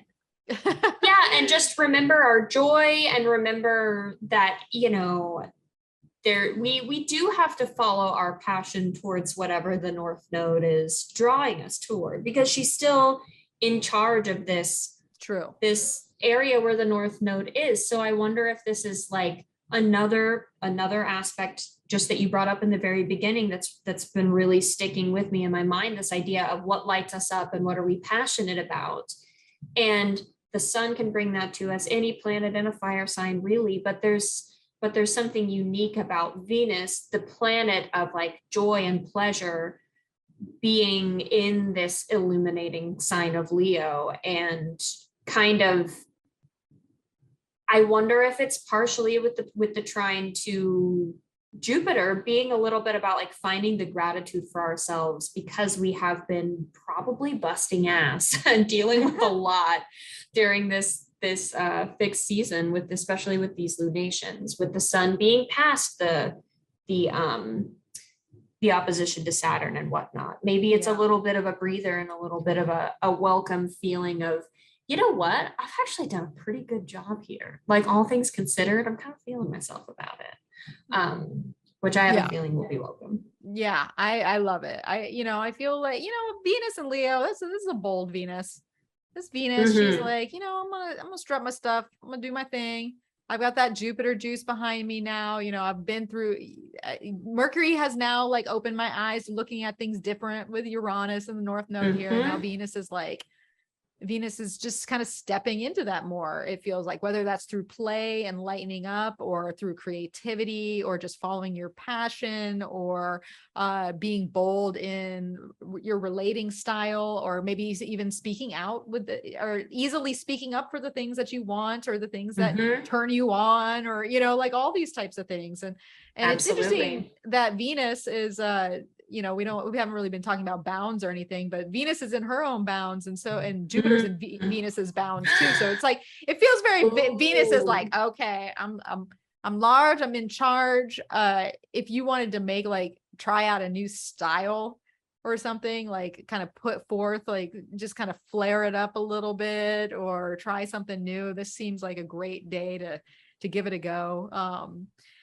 Yeah, it has a nice feeling about it, and we might need that after some things go down, like you said, because Venus meeting Pluto, that's not a light transit. That usually brings up our own sensitivities. It brings up sometimes power issues in relationships. It brings up things that are just a little mucky, and changes within our own harmonious beings, but also our ability to relate and be in harmony with other people. A lot of times that transit's going to bring up something in relationships that you're like, oh, I didn't want to deal with that, or I didn't want to look at that, or like, we've got to purify this in some way. And that's a lot. So combined with the full moon and everything that's happening in Sun, Saturn. So, get excited about around August 17th, give or take. And especially when the moon is in Aries too, just a few days prior, right? She's in the build up. So that Monday that we were talking about with Mercury kind of lighten things up. Venus is in the mix too. And that moon is really supporting it. So I think that I'd say it's a fresh breath of air, but it feels like a fresh breath of fire. But also Oh, some yes. it's fiery, but it's also like practical and like manifesting energy too. So I really like Definitely. this week of the 15th, basically in considering what we've been through. Yes. Yeah. So now on, not to scare anybody, but sometimes we need that lighter stuff. But on Thursday, basically when Venus is trining Jupiter, we have a last quarter in Taurus. So this is going to put some pressure. It's going to be somewhat near Mars. Mars in the last throw of Taurus. So here we have this last quarter. We're turning another fixed wheel, pushing something. We're really activating that Taurus energy. But let's talk about Mars at the 29th degree of Taurus, and then moving into Gemini on the 20th of August, because this is a big transition and it's going to start something that's going to be around for a very long time. Yeah. Yeah. I'm so curious about how this Mars in Gemini transit is going to go. And it's not lost on me that it's like last quarter moon, Mercury opposes Neptune right when Mercury has to rule Mars's ingress into Gemini. I know. It's just a major gear shift too. And I mean, even just as we had, when Mars ingressed into Taurus, a few, what is time, however long that was ago, Mercury ingressed July into 4th, I believe, on the of course. How could I forget? I know. Oh my God. Yeah. So early July, we had this shift between Mercury and Mars into earth and water signs from fire and air. It's like we get Venus out of a water sign into a fire sign, and then we get Mars out of an earth sign into an air sign. So there's like another big tone shift that's coming with this. That's right after this like last quarter moon, and then the moon's in Gemini also. Meanwhile, Mercury opposite Neptune, between Virgo and Pisces, this so often I've noticed, especially for clients who are getting like Neptuned to their like Virgo placements, can feel like doubt. And Virgo so dearly loves to have a handle on the details and to understand, which are the controllable variables and how can we optimize. And when Neptune's involved, it can become very confusing. So it's like, this feels to me like new territory.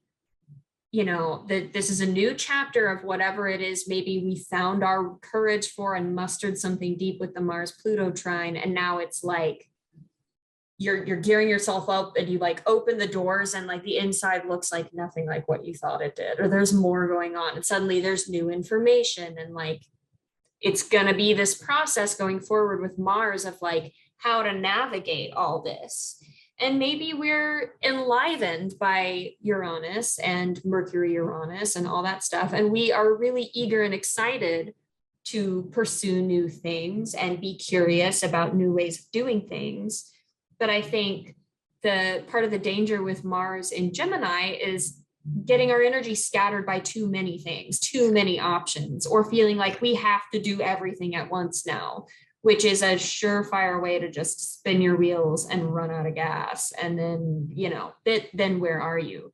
But it's such a major tone shift from having Venus and Mars in the earth and water signs. And now we're back to fire and air. So I'm very curious with a little bit of that perhaps doubtful, but perhaps visionary Mercury Neptune opposition.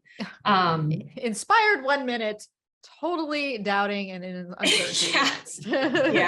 Yeah. Oh, I totally get it. It is a big tone shift. I like that term for it, because it's like, oh, we're so sure we were just Taurusing along, and all of a sudden we're like, oh wait, hold on, Gemini is putting on all these different factors, and now Mercury is opposing Neptune, and like looking at you're like, what's happening? What did I just do? Where am I going? Like you might need a second.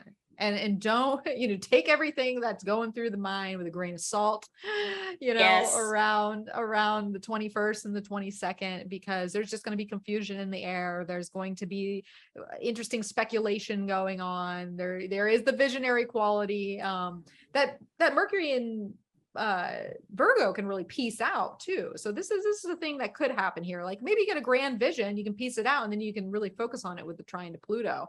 Or it could be some things come up when you're dealing with doubt and uncertainty, but then you're like, okay, now let me look at this. Let me focus on what's real here. Like, why am I thinking this way with the trine to Pluto? Like, I feel like Pluto can help flush out whatever Neptune kind of brings to the picture, whether that's helping to manifest in some way or to move on from, that doubt and uncertainty that comes up. But absolutely, Mars and Gemini, speaking as a native, very familiar with the chart. That's right. I'm like, let me tell you all about some Mars and Gemini. You can spin your wheels. Don't try to run out of the gate and get it all done. Don't run out the gate when you're staring down Neptune. Like, give it a hot second because it's you might get all this stuff done and then you're not inspired about it anymore, or you're like didn't see it clearly or whatever. It's like kind of sit with that. Get situated to the tonal shift. Yes. Because it's going to be here a long time, not the Mercury Neptune component, but Mars and Gemini is not going anywhere until March of 2023, because it's going to retrograde, which we've been preluding to in different podcasts here and online and whatnot. But we do not need to rush anything that Mars in Gemini is doing, even though Mars is going to try. Like, I think about my Mars in Gemini. This is what happens. Me in action is like, I know the steps I'm going to take, like 20 steps in ahead. And so I'm literally moving and I already know what I'm going to do next. And then I'm going to do next. And then I feel like an octopus. Like I'm just like, yes. And it actually feels really good when I'm in the flow. But you can burn yourself out that way. It can be a lot to take on. It's great for multitasking and stuff, but we're not quite there yet. We're going to have to go through all this area. So don't rush into Mars and Gemini too quickly, because you're going to stay there a long time. And get situated with the tone. It's almost like feel the tone out, because that's an area that's going to absolutely change. And there's the thing with too, we were talking about action energy with Mars and Gemini, and either Mars and Gemini is staying too busy and doing things that don't really matter in the long run, guilty, or it's thinking about all the things it needs to do or wants to do or et cetera, and then it's not doing anything because it's all burnt up in the mind before you can actually act. So keep these all in mind. I don't want to throw my Mars and Gemini or anybody else's Mars and Gemini under the bus here. But these are some of the pitfalls to this sign. And especially if we're not aware, I guess, of our use of energy within it. But to go with what you're saying, Joe, tone shift is the perfect way to put this, because it is going to be major. And that's basically how Leo season's going to end for us here. So, and then we go into a mercurial season, and then all that Gemini. So it's not a lot, but it's Mars, and Mars is an important planet. So that being said, I'm going to put your Virgo planets to the test of, if you had one keyword to recap Leo season, just one word, what would it be? Mel, imagine me choosing just one word. I know. That's why I love. That's why it's a test. I know. Oh my goodness. This is so tough, because perhaps something like fortitude. I like or that. Resolve. When I wrote about Leo season last year, I wrote about resolve. So it's like kind of cheating, but like fortitude. Like, I like that. Understanding that like there's a big shift this Leo season. Like it's gonna be a lot. And it's like some stuff might be brand new, some stuff might be stuff we've really seen before. But knowing that and kind of steeling yourself in a way where, it's not a hardening or a crystallizing, but it's just fortifying a little bit. So I think, I'll go with fortitude. I love that. I think that's a great word. And it really speaks to the strength that comes along with Leo when we think about that. So it's not even just what we're fortifying in life, but it's the fortitude to get through through life. So it does double duty. It's one word, but it's doing double duty. So Virgo is satisfied. Two words in one. Two words in one. That's right. That's right. Multiple meanings. So I guess the only word that comes up for me, and it's weird, it's not a descriptor, but I was just thinking life. I know it's very vague, and I could say live, but life.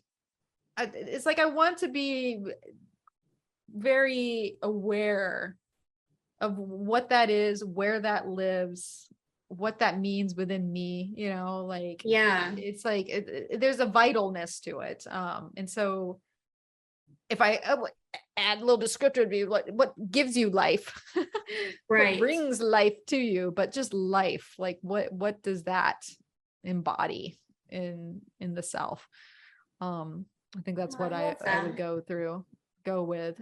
And you know what, when you determine what like life really means to you, like you best have the fortitude to be able to follow that, to create that, to foundationalize. I don't even think that's a word. It is today. Foundationalize that life, because I think that's, essentially we're going through a season of awakening, in a big way. And these are all, And so I'm ready to be awake. I'm ready to wake up some more. I'm ready to feel that aliveness of Leo season. Yeah, I'm looking forward to it, honestly. That's the only way to do it, right? Go in with positivity, optimism, and the best of intentions. Yes. So, all right, Joe. Well, it's always a pleasure talking to you. Tell people where they can find you, what you got going on. Give us all the details. All right. Well, let's see. You can find me everywhere online at Joe Maker of Ways. So that would be .com for my website. And I'm on Twitter and Instagram at Joe Maker of Ways. And my books for August will open during the last week of July. The best way to get a consult with me is to be on my mailing list.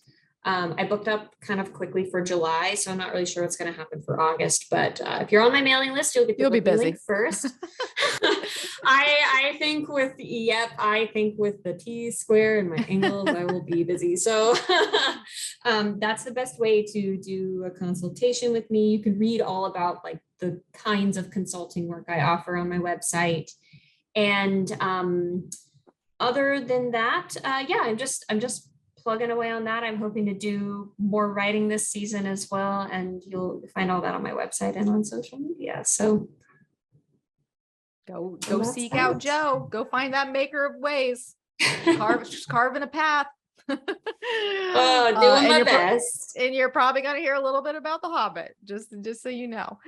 Oh yeah, it's yes, there will be Lord of the Rings references. There will be some Lord of the Rings, which I have yet to watch or engage with yet. The only thing I know about it is I played the Lego version on the PlayStation. Oh, really? Which was really fun. I don't know if you played that. I feel like maybe, but I have not. Oh, really? No, I haven't. I can't believe there's a Lord of the Rings thing I haven't done. But so the only thing I've done. It's all I know about the Lord of the Rings is basically the Lego games, and they don't speak in it. They're always right. They just mumble and stuff, and so that's all I know. But yeah. Oh, that's anyways. So funny. All right. Well, where can you find me? You can find me over at energeticprinciples.com. Of course, I always share guest information over on my blog there, on my Astro blog. So come on over to visit me there.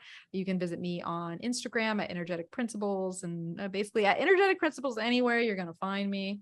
I am doing consultation work as well, but the big thing I have going on that's coming up here is my course, Chain of Command, that starts July 31st on that Sunday, on that crazy day we're talking about. Come join me for the Uranian action to learn about it's about rulership and essential dignity, but not, and it's formulated for beginners, but you don't have to be a total beginner. It's like beginner to intermediate, because we're going to be looking at just rulership in general, and we're going to be looking at the major dignities and debilities in each sign. So we're going to break down all the signs that have these dignities or debilities associated with them, but also, what if you don't have one of those? What if you're a part of a looping chain or a planetary chain that just carries on and continues, and somewhere doesn't end at all, has mutual reception,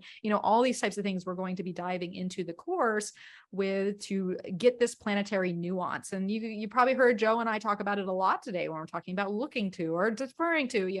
This is very much the heart of what astrology is, and not just in mundane work and natal work and progressed work, all of it. So if you want to develop this part of your toolkit further, this 4-week course, I think, is going to be a good one. And the last week we're going to be doing housekeeping, and so we're going to talk about all the houses then are, what happens when planets rule houses and they have these chains or they don't, or it's so much juicy details. And the fun part is that it's all interactive and live, and we are going to use student charts, and it's meant to be engaging. So if that's something you're interested in, you have until July 31st to sign up, and the course will be $200. Once again, energeticprinciples.com is where you can sign up for that. What else? If you think someone needs to hear about Leo season, which they probably do, because it's a big one. Yeah. Spread the word, send it to a friend. Show that you care with Venus in Cancer by being like, look, listen to this. You need to hear what's going on. You're not crazy. This is what's happening. Leave a review where you listen to this podcast, because it helps it be seen further. And really, that is about it. That's enough. So Joe, such a pleasure to have you back on the program. It was a long time coming, and I'm so glad you were able to join me again. Oh, thank you so much for inviting me. These are always so much fun, and it's such an honor to be back. Oh, yay. So, all right. Well, good luck. Good luck to everyone out there. To you as well. Yes. Yeah, we'll be wishing the best for everyone, the world, the planet, the universe. So take care out there, people. And as always, may the stars be with you.